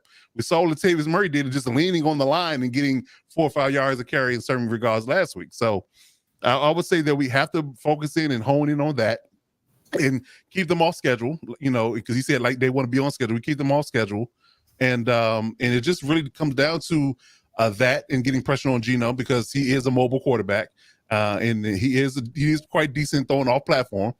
We saw in a couple games that we've seen him on primetime and in later windows that they've gotten the ball down the field when people get him out of his get him off his spot and get him moving in the pocket, and he's able to find DK and Disley and all those guys down the field. So you have to be cognizant of that. You have to keep him in the pocket, kind of ball him in and make him make decisions from the pocket. If you do that, I think it'll be a pretty decent success rate. We should have a pretty decent success rate against them on defense. Now, offense, we got to get back to running the ball. They don't have this as stout of a run defense as the Broncos do.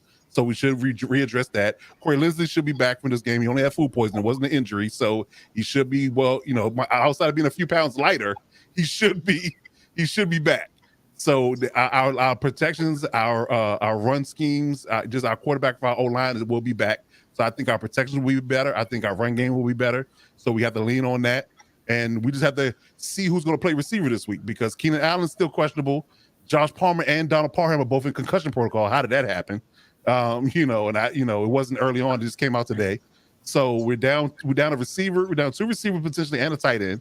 So we have to utilize. We got also down Josh Kelly at running back. So I would just say, make it an ugly game. Make it a low scoring game, and let it be something that we can stay on schedule and manage the game and get early touchdowns that make them fight against the clock and the score.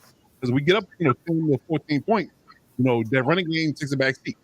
So we have to be able to do that as well. So jumping on them early and scoring points early and not starting slow will probably be the best thing we can do in this game.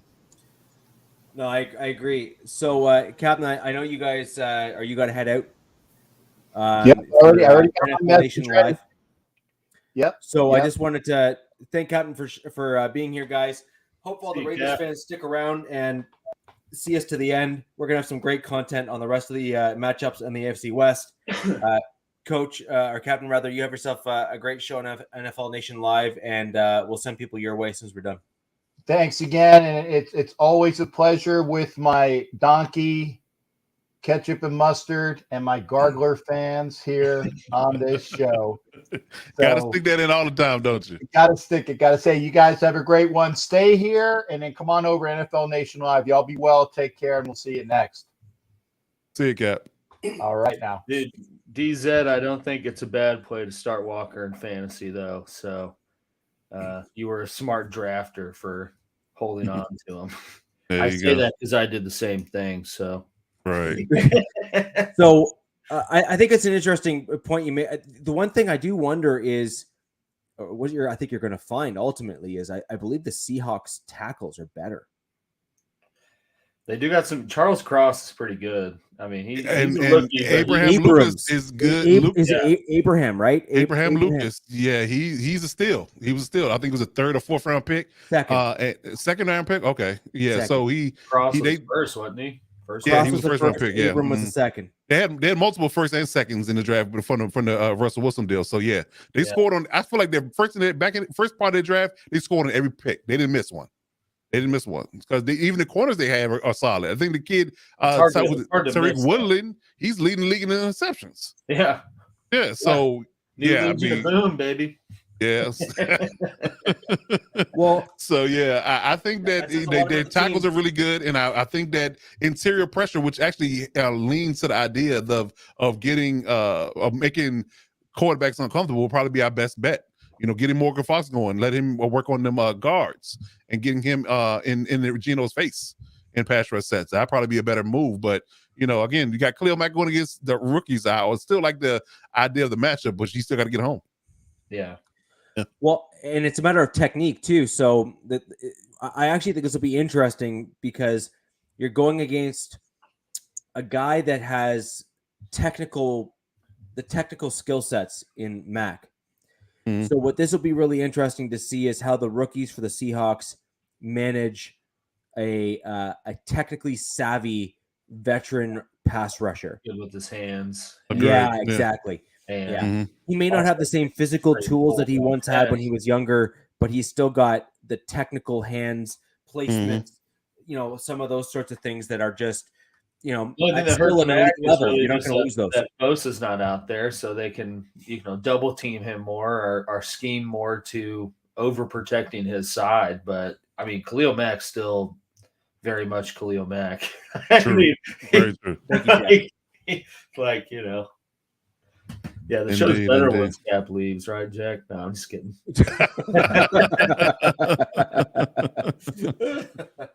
He don't watch it passes when he's on, so you're right. He ain't gonna see that.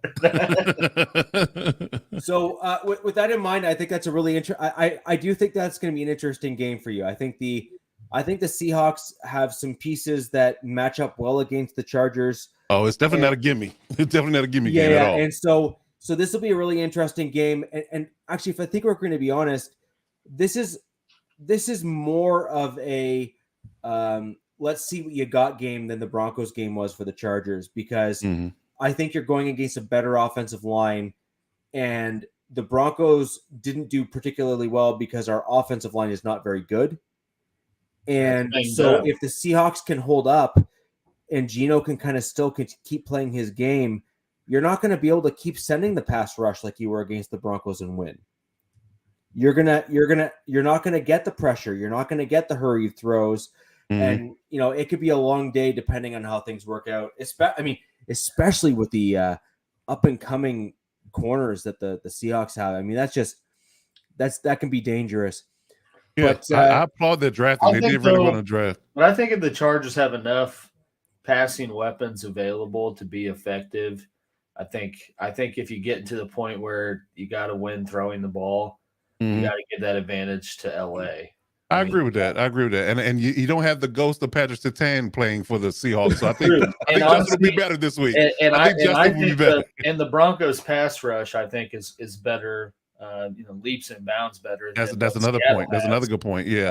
They have you in the Wosu. Because the Chargers were down to their third center for most of the game. And, that there's a lot that goes into playing center, especially when you got your third guy out there on making calls and adjustments, and they probably very well switch that role to someone else who's more keen to the protections and everything. But I mean, that's arguably right up there with left tackle, the one position you don't want to be without your starter, just because of how much prep and knowledge they have to have in terms of changing protections and blocking schemes and everything else. So I think with Lindsey returning, that's going to be a pretty big game changer. Yeah. I think we run the ball, stay on schedule, use because Michelle's going to be the replacement for Kelly. So just pound the rock and keep us in second and third manageables.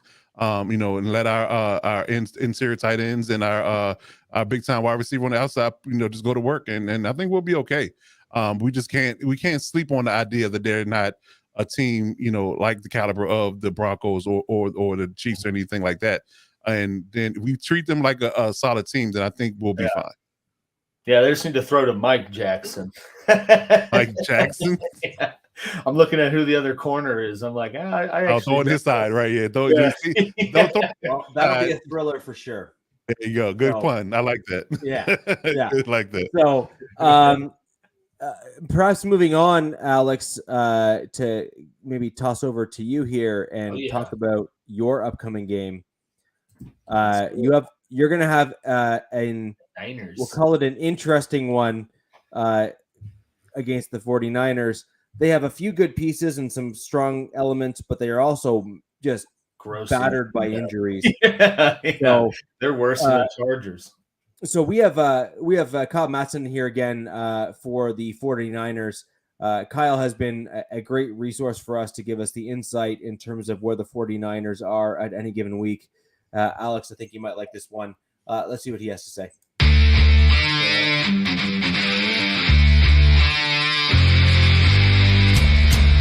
Hey, I'm Kyle Matson, host of the Candlestick Chronicles podcast, co-host of the Candlestick Chronicles podcast on the Blue Wire Podcast Network. I'm also a writer or the managing editor of NinersWire.com, part of the USA Today sports media group. All right, so 3 things the 49ers have to do to beat the Chiefs. We're going to start with prayer, and lots of it. That, I think, is where it's going to start for the 49ers. Whether it doesn't, the deity, doesn't matter. Just a lot of happy thoughts, good vibes, and plenty of prayer throughout the week. I suggest they start Wednesday, maybe one before, maybe one after practice. Each day, Saturday walkthrough, get one in. Sunday pregame, get one in. I don't think that they can pray enough, frankly. And like I said, deity, doesn't matter. That is neither here nor there. Maybe the football gods are the ones to pray to. No. So there's a couple things that the 49ers can do in what I think is going to be their toughest game of the season. Certainly to this point, and maybe all year. They have some really tough games down the stretch, but this Chiefs team just might be the best in the league. And honestly, I think a fully healthy version of the 49ers, like let's say they meet in the Super Bowl again, I think it'll be a much different game. But number one, the Niners need to get healthy somehow. So Nick Bosa and Trent Williams have both been out. Nick Bosa has a groin injury. Trent Williams has a high ankle sprain. Kyle Shanahan said that there is a chance, a decent chance that they both play. And that would be huge for the 49ers. But it can't stop with those two guys. They're certainly better on the offensive line with Trent Williams. They're better on the defensive line with Nick Bosa. But I'm looking also at Mike McGlinchey, their starting right tackle, who has a calf contusion and is day-to-day. His status for Sunday is up in the air. I'm looking at Charvarius Ward. Of course, Chiefs fans will know him.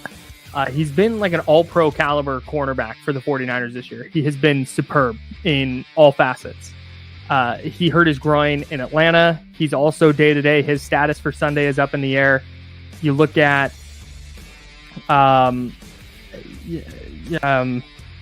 George Kittle's been a little banged up, although he looks a little better over the last couple weeks. There's like a couple of Hail Marys, like maybe Eric Armstead gets healthy. That's where the prayer comes in. Maybe Eric Armstead gets healthy. Maybe Jimmy Ward, their starting free safety, he has a broken hand. They said he can play in a cast. It doesn't sound like he's going to be able to play this week, but it sounds like he'll eventually be able to play in that cast. If they get a couple of miracle health things like that, I think it would help immensely. But certainly Bosa and Williams playing would help. If those two guys are out, I have a really hard time charting a path to victory for the 49ers against a team as talented as Kansas City. The other realistic thing the 49ers can do is just not turn the ball over. They're 0-3 this year when they turn it over more than once, and they're 3-0 when they don't. So it started last week against Atlanta. Jeff Wilson Jr. fumbles. Atlanta returns it for a touchdown. Suddenly a 7-0 Atlanta leads 14-0. And then Garoppolo threw 2 interceptions on top of that, including when they were driving in the second half, early in the fourth quarter, trying to make it a one-score game. So they cannot do that against Kansas City. The 49ers have a small margin for error typically anyways, but against an offense as explosive as Kansas City, with all the injuries that the 49ers have on defense, it's just not realistic to expect a turnover at midfield or in their own territory and expect, 2 or 3 backup defensive linemen and a bunch of rotational defensive linemen playing bigger roles than they usually do. It's just not realistic to expect them to get stops, especially since they got pushed around a little bit against Atlanta. Atlanta was running kind of at will, and not for big plays, but 4-5 yards at a time, getting in 2nd and 5, 2nd and 6, getting to 3rd and 2, 3rd and 1. And if you're letting the Chiefs get to 2nd and 5 and 3rd and 1, like, they're going to convert all day, and it's just going to be easy work. So one of the things they can do to mitigate that and just kind of limit possessions for Kansas City is just to not turn the ball over. We know Jimmy Garoppolo can be efficient, especially on shorter throws. They're pushing the ball down the field a little bit more. He's throwing 20-plus yards down the field 9.5% of the time. That's the highest of his career with the 49ers. So keeping the Chiefs honest there. They nearly connected on a couple of deep balls against Atlanta, but they were both dropped. So executing on those plays, opening things up for the run game, and then just controlling the ball. That's number 3. That's the realistic number 3. So getting healthy, not turning the ball over, and they have to run. The best way with the defense as it currently stands, the best way they can slow down the Chiefs is keep them on the sideline. That's it. So Jeff Wilson Jr. needs to be good. Maybe that means mixing in Ty Davis-Price, their 3rd-round rookie from LSU, who's finally healthy. Mixing in Tevin Coleman, who had a couple of touchdowns against Carolina. Like, just keeping fresh backs in the game, churning out 3, 4, 5 yards a carry, and then allowing Garoppolo to go to work on play action. Although he's been better out of not in non-play action this year, which is kind of strange and atypical, but controlling the clock, holding onto the football, not turning it over, and running effectively, I think are all things that could possibly lead to a 49ers victory. Even if all that goes right, they may not be able to win. I think if the Chiefs are going to put up 27, 30, 34 points, I think it's kind of a wrap. But if the Niners can hold on to the ball, get ahead by 10, maybe 14 if they get a touchdown and stop another score, force Kansas City to be one-dimensional, then maybe they have a shot. But if they're not healthy, they turn the ball over once or twice, and their run game doesn't get going, I think it's night-night for San Francisco. So those are my 3 keys to victory for the 49ers on Sunday.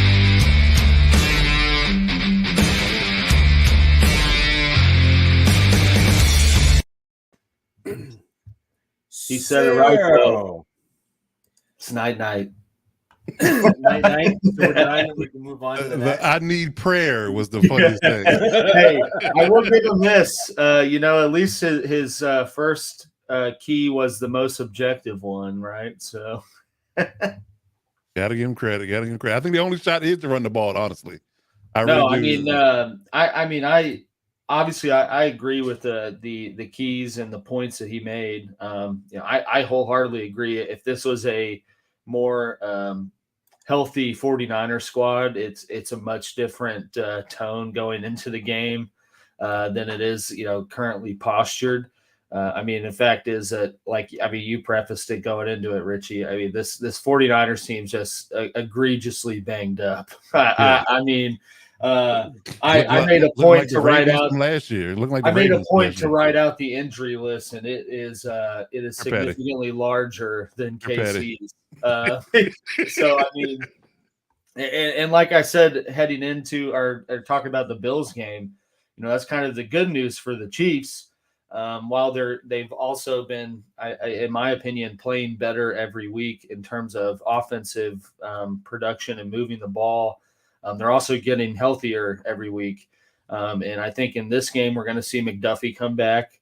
So you're going to see some more starting caliber players being injected into the secondary. They're also getting Willie Gay back, which will help with the recent woes and stopping the heavy run attack. And I mean, we know that's how Kyle Shanahan bases his offense.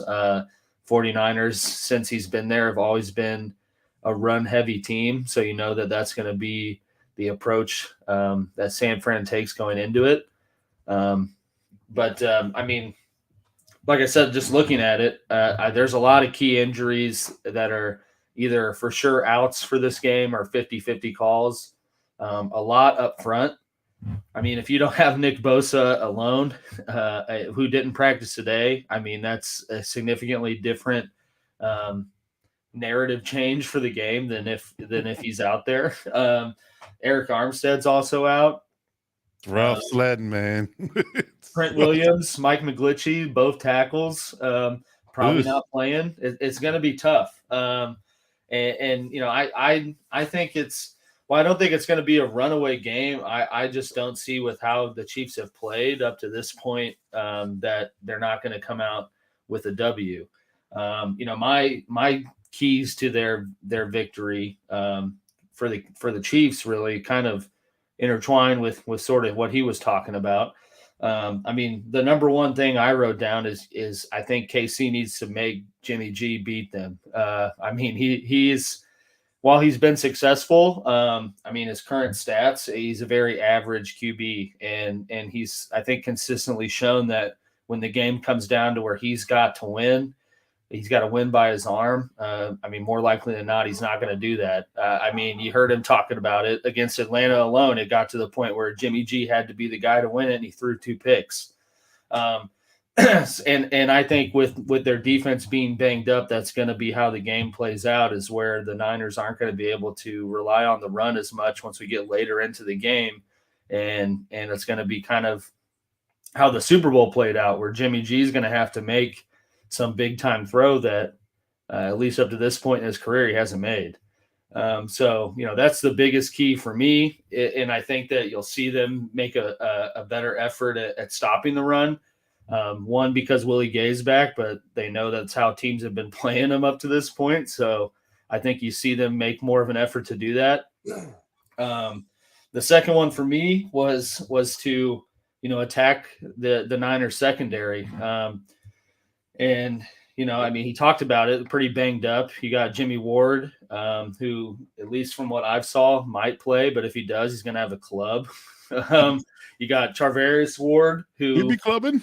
Yeah. He's gonna be batting them down. At least you don't have to think about catching it. Clubs.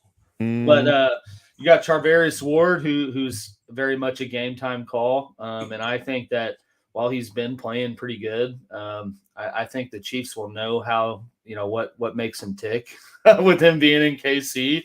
I think that you'll see them attack him more in ways they know that he's is a weakness in his coverage game. But on top of that, you also have Mosley, who tore his ACL, who was their other starting corner. So, I mean, essentially looking at the defensive matchup, you're looking at a Niners team that's going to probably be without their outside rushing efforts and outside secondary, you know, players. So, I mean, you tell me any team in the league that's going to go into a game and that's going to be, you know, a good plan for him. But, you know, I just think that you see him, you know, hit the key spots in the banged up secondary. You saw him. I mean, Juju, I think, came around this last game. He caught all of his 5 targets for 113 yards and a touchdown. I think you see him build off of that. And I know I've said it a few times, but I really believe that they're really close with Hardman, kind of doing some of the route schemes that they did with Tyreek, and it's just a matter of Mahomes and him kind of meshing on the touch for those throws and the difference of, you know, his speed versus Tyreek's. But every game they've almost hit him for if he catches it, it's a touchdown. And I think you see him keep trying to do that. And one of these weeks it's going to hit, and then they'll build off that. But you know, that I think if we just get into where it's a passing game and it's a Jimmy G versus Mahomes, matchup on who's more effective to win, you got to. I mean, as much as Chief haters are out there, you have to give the the benefit to KC on that one. The third one for me was Jack, you're hilarious, but you might be right. Oh, dude, King's up. Let's go. No, but the third one for me was to employ a quick passing game. But I've kind of, I guess, beaten a dead horse at this point because I feel like I always talk about that. But you see them do that early on, especially when the run's not being as effective out of the gate. You see them do those quick bubbles and quick slants and get the ball out fast to kind of negate some of the pass rushing efforts. And especially with how the tackles have played up to this point, I mean, Orlando Brown has not been – he's been kind of a shell of who he was last year, especially in the offseason demanding, the money Trent Williams got and then kind of performing how he has up to this point. But I think you see them come out and pass quick and often to help sort of protect the offensive line to some sense and relieve a little bit of the edge rushing efforts, given kind of the weakness they have, at least at the tackle spots. And then the last one, which is kind of an obvious one, but just kind of the attention to the small details. And I think that's what's really killed them against Buffalo. Like the one that stands out is, I think it was right before the half, Mahomes tried to throw a 50-50 ball into the red zone, or not right before the half, it was the first drive, but tried to throw a 50-50 ball into the red zone to Scantling and ended up being a pick, and you left points off. You had an empty possession in the red zone when they could have at least gotten a field goal. And I mean, as you saw, the final score came out, it was those kind of small details or just small little mistakes that you don't normally see them make that were the big factor in that game. So I think if they negate, some of those choices and some drives ending out because of an errant kind of decision, I don't really see how KC loses this, especially with the Niners being as banged up as they are. But with that being said, up to this point, at least in the recent games, the Chiefs haven't been that good at stopping the run. So I do think that it will be a close game until we get to probably midpoint of the third quarter, and then you'll see KC run away with it. But in terms of a score prediction, I mean, I think you're looking at kind of like a 27-17, a close but a decent margin of victory for KC. And really, it's just going to boil down to how effectively they can stop the run early to force Garoppolo to have to win the game. No, I think that's fair. In the words of Orlando Brown, as I got to go after this, but in the words of Orlando Brown, easy money.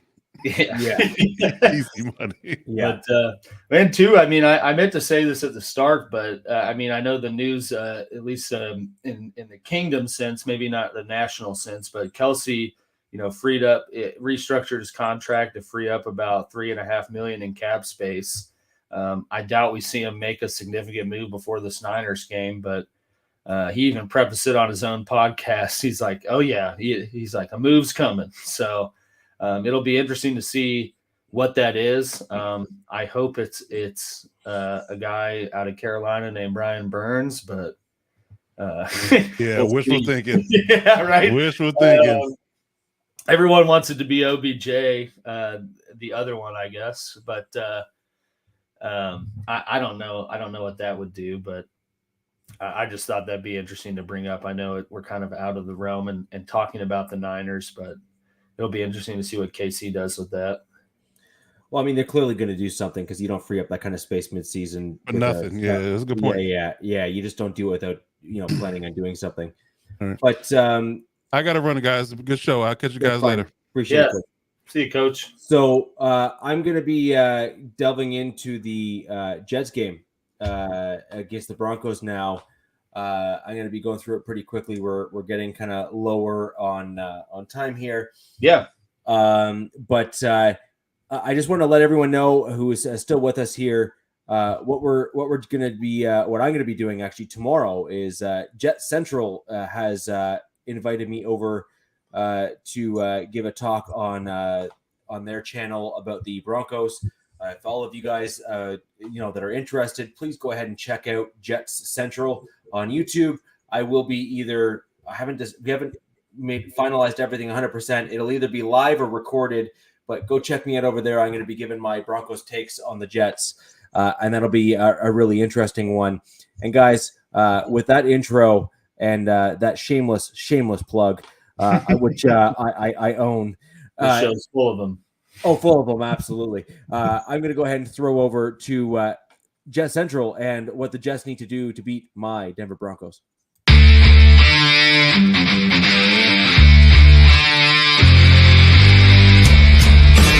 All right, guys. So first things first, thanks so much for having me on the podcast. It really means a lot. I love this channel and everything that everyone does. But I would say the first thing that the Jets need to do to honestly upset the Denver Broncos in Denver. I believe the Vegas line was Jets +3 on the road, so still considered an underdog. The first thing, they have to start fast. Whether you want to look at this season or last season, when the Jets start slow, when they're down 10-0, 14-0 in the first quarter, typically they lose the game. They just have a hard time battling back in the second and third quarters. Fourth quarter, the New York Jets really turn it up.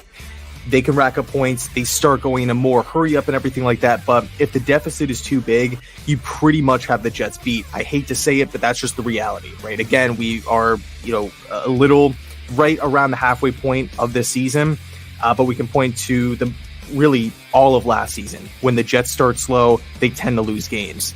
Second thing, feed the running backs. Breece Hall, right now, he's the favorite for Offensive Rookie of the Year, coming up two of his best games of his career. Granted, it's such a short sample size, him being only a rookie, but he's coming off two amazing games. Continue to feed Breece Hall. He had 20 carries last week, over 100 rushing yards with that touchdown. Struggled early on, week 1, week 2, week 3, had a fumble, had a couple drops, didn't really get the overall volume that I would have liked because Breece was a second-round pick and the Jets traded up for him, but now he's really separating himself as a lead back for this Jets offense. But behind Breece Hall, whenever he gets tired, if he needs to come out, whatever the case is, they have Michael Carter as well.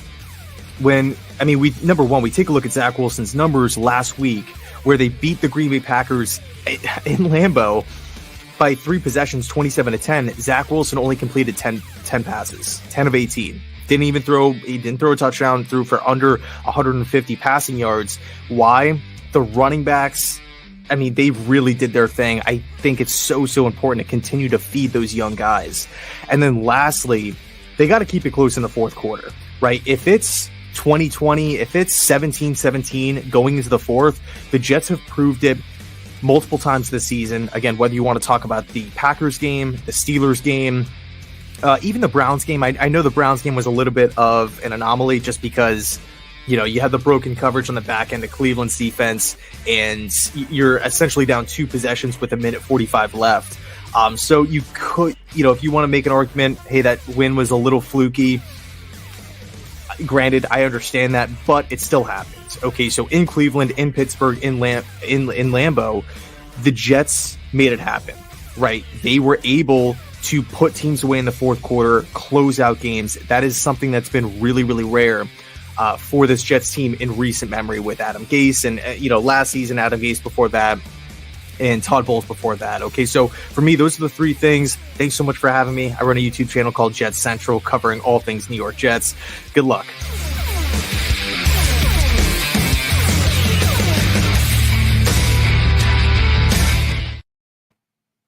Oh, hi. Welcome back. That's JETScentral. He and I kind of followed that for a good period of time. Let's just say we know each other, and we've had some great times together. I've been on his channel a good number of times, and I've always had a great time there. He made some great points. He really did. I think it's very interesting. I'm gonna circle back, and I'm gonna basically stand my ground on some of my previous comments earlier in the podcast here. In my opinion, the Denver Broncos have an offensive line that leaves much to be desired. And I also have a major issue with some of the things I'm seeing with my Denver Broncos. A few things to kind of call out here. In my opinion, I think Nathaniel Hackett is being held back. And I'm seeing a few things that are really concerning. I've heard comments from Nathaniel Hackett saying I was given permission to go for it on 4th down in one of his pressers, which, my general comment is, who's giving you permission to do anything? You're the freaking head coach, right? Yeah, you're running the show, man. Yeah, like you're running the show. Come on. So I have a huge issue with comments like that. Huge issue with comments like that. And it really does make me wonder what's really going on and who's running or who's pulling the puppet strings, if you will, behind Nathaniel Hackett, because that tells me that it's very difficult to then put blame on someone who is not necessarily in full control of what's going on the field, or if someone is saying, you cannot do this unless I tell you so. And if that's the case, how can you put any blame on someone who's not able to actually do the things that he wants to do?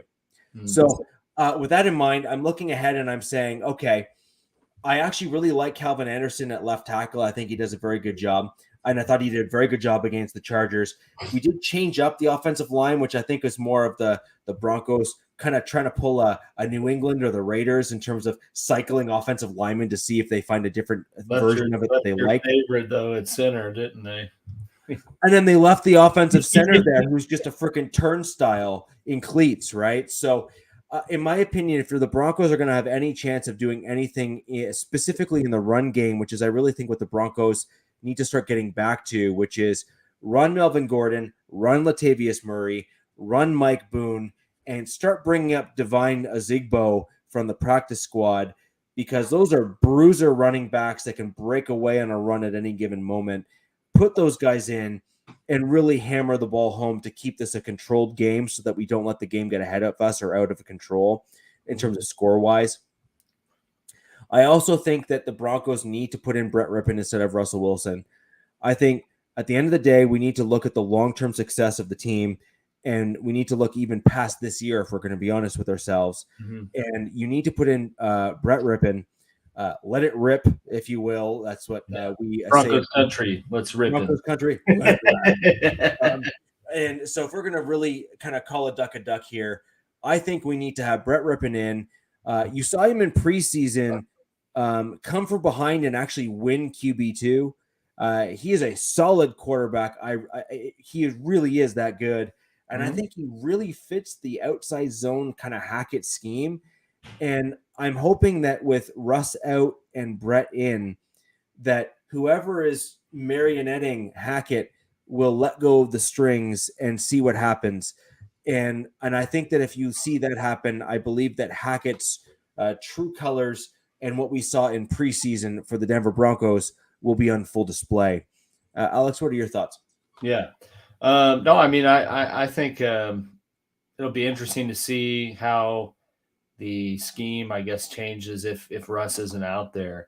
I did want to ask kind of what Callahan referenced. I haven't seen any sort of news, but I wanted to see what sort of insight you had to the Gordon situation, because I thought it was interesting that Hackett said today he is starting this next week outside of being benched. So I didn't know if you had any sort of insight as to why he wasn't playing in that Monday night game. And they essentially didn't use him. I don't think they gave him 3 touches. So they didn't use him at all.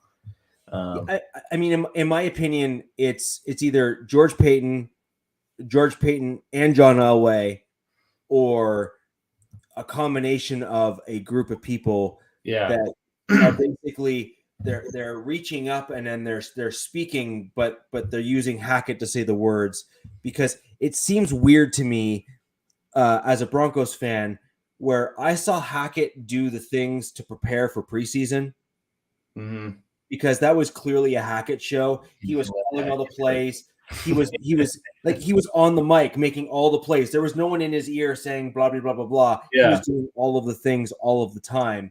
And you saw game flow. You saw continuity between kind of like A and B. You even saw stacked plays where early in the game, he would call certain looks, and then he'd flip that in the latter part of the game to kind of use those previous looks to then build a different play. Mm-hmm. Yeah. You know, these are all chess moves from guys that know what they're doing in the offensive side of the ball, and it's very, very important that Hackett be given that leeway to showcase his offensive skill sets and what he can do. And in my opinion, he's not really being given that opportunity. I actually think that a lot of it has to do with Russell Wilson has a bit of an ego, in my opinion. I also think he has. Pardon me?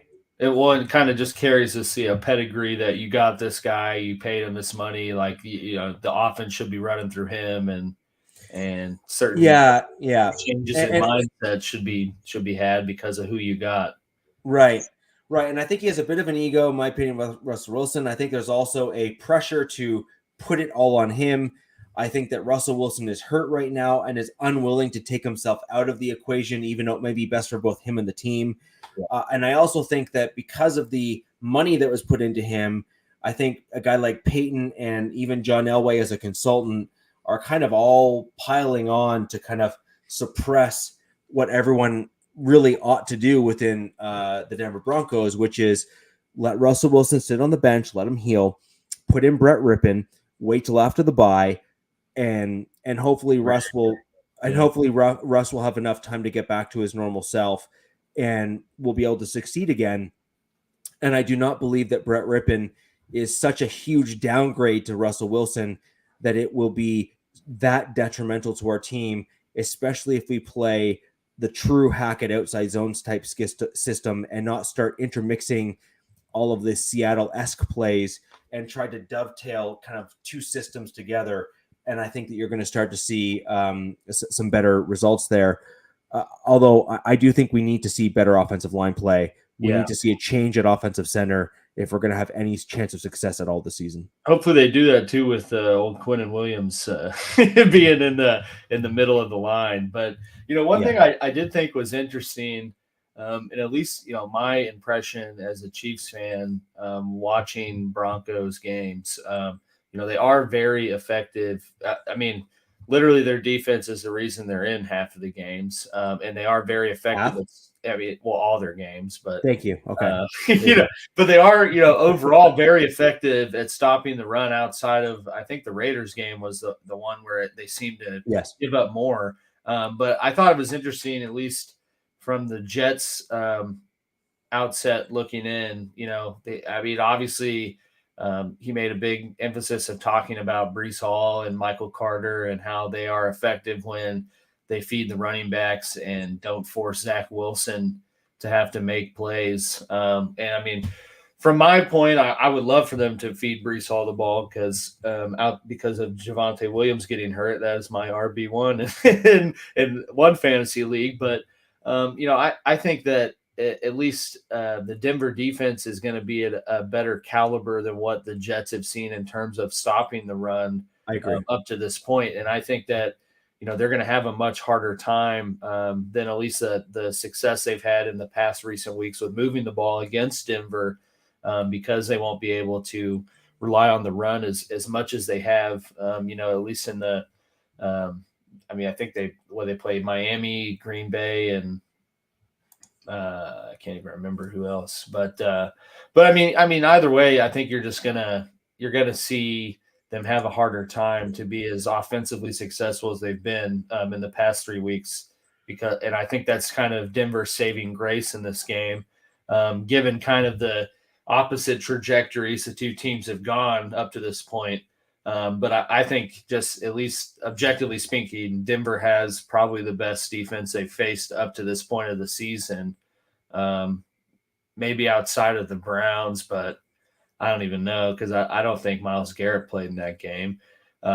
So I just think that that'll be the saving grace, which it's been for Denver, at least this point of the year. But I just thought it was interesting that he made a point to talk about them being successful on running the ball when that's kind of been what Denver's been successful at stopping.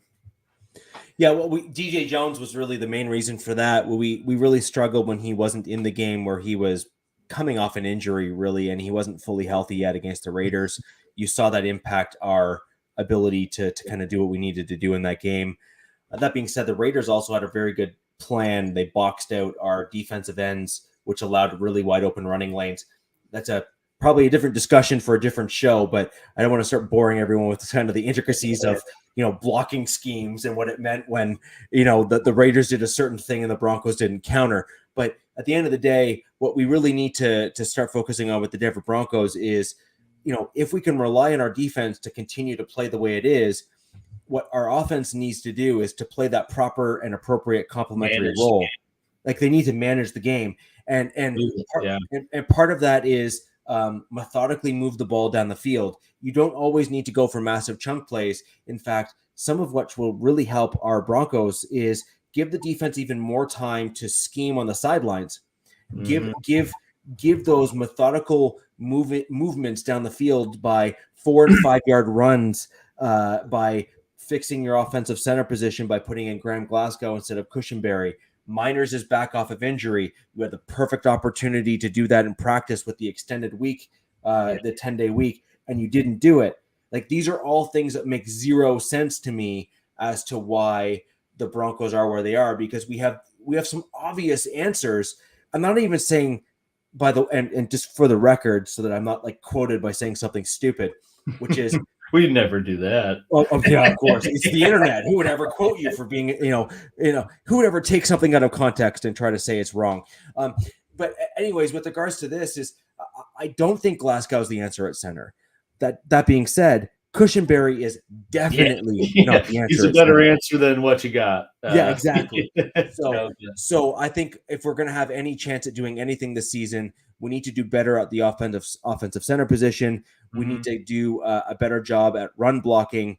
And it's very, very difficult for left guards to overcompensate for a center who is letting guys blast through. And that will also help us, in my opinion. I think the verdict is in on Lloyd Cushenberry. So in my opinion, he seems like a great guy, a great teammate, seems to be extremely smart. But if you don't have the tools and you can't adapt to the NFL, then you just can't cut it, right? So fair enough. Now, on the flip side of that, Reisner looked really good in the left guard position and the outside zone blocking scheme when he had a better offensive center in his rookie season and a scheme that better fit him. So my question here is, okay, well, if Reisner looked good once in this system and he doesn't look good now, is that because he's trying to compensate for a weaker offensive center? Or is that just because he's regressed and he's now to a point where he's potentially unfixable? And I think we need to see that. And you can't get that answer for the Denver Broncos if you don't replace the center to see if Dalton Reisner has regressed as well. Yeah. And I'm only saying that because he found himself on his back a handful of times at least against the Chargers, and that's concerning. Well, and it might, especially in an outside zone scheme, because a lot of that is kind of stab, wait for the guy behind you to overtake and work up, and that could be part of the problem if the center's not able to overtake a one technique or a head up 2-eye or 3 technique on the guard, and he's having to stay there longer to ensure that gets, because obviously that's you want to hit the first level before you hit the second level. Right. And so, certainly if the O-line's not gelling, especially in an outside zone type scheme where you all have to be kind of working in one cohesive unit. I know that's cliche to say, but that's even more imperative in an approach like that than it would be in just your general inside zone, because at least in that, the running back always has a cutback. They do in an outside zone, but it's harder to do that when the whole flow is going to one boundary line. So I certainly say if they changed at center, I think that you would see some of those things play out better.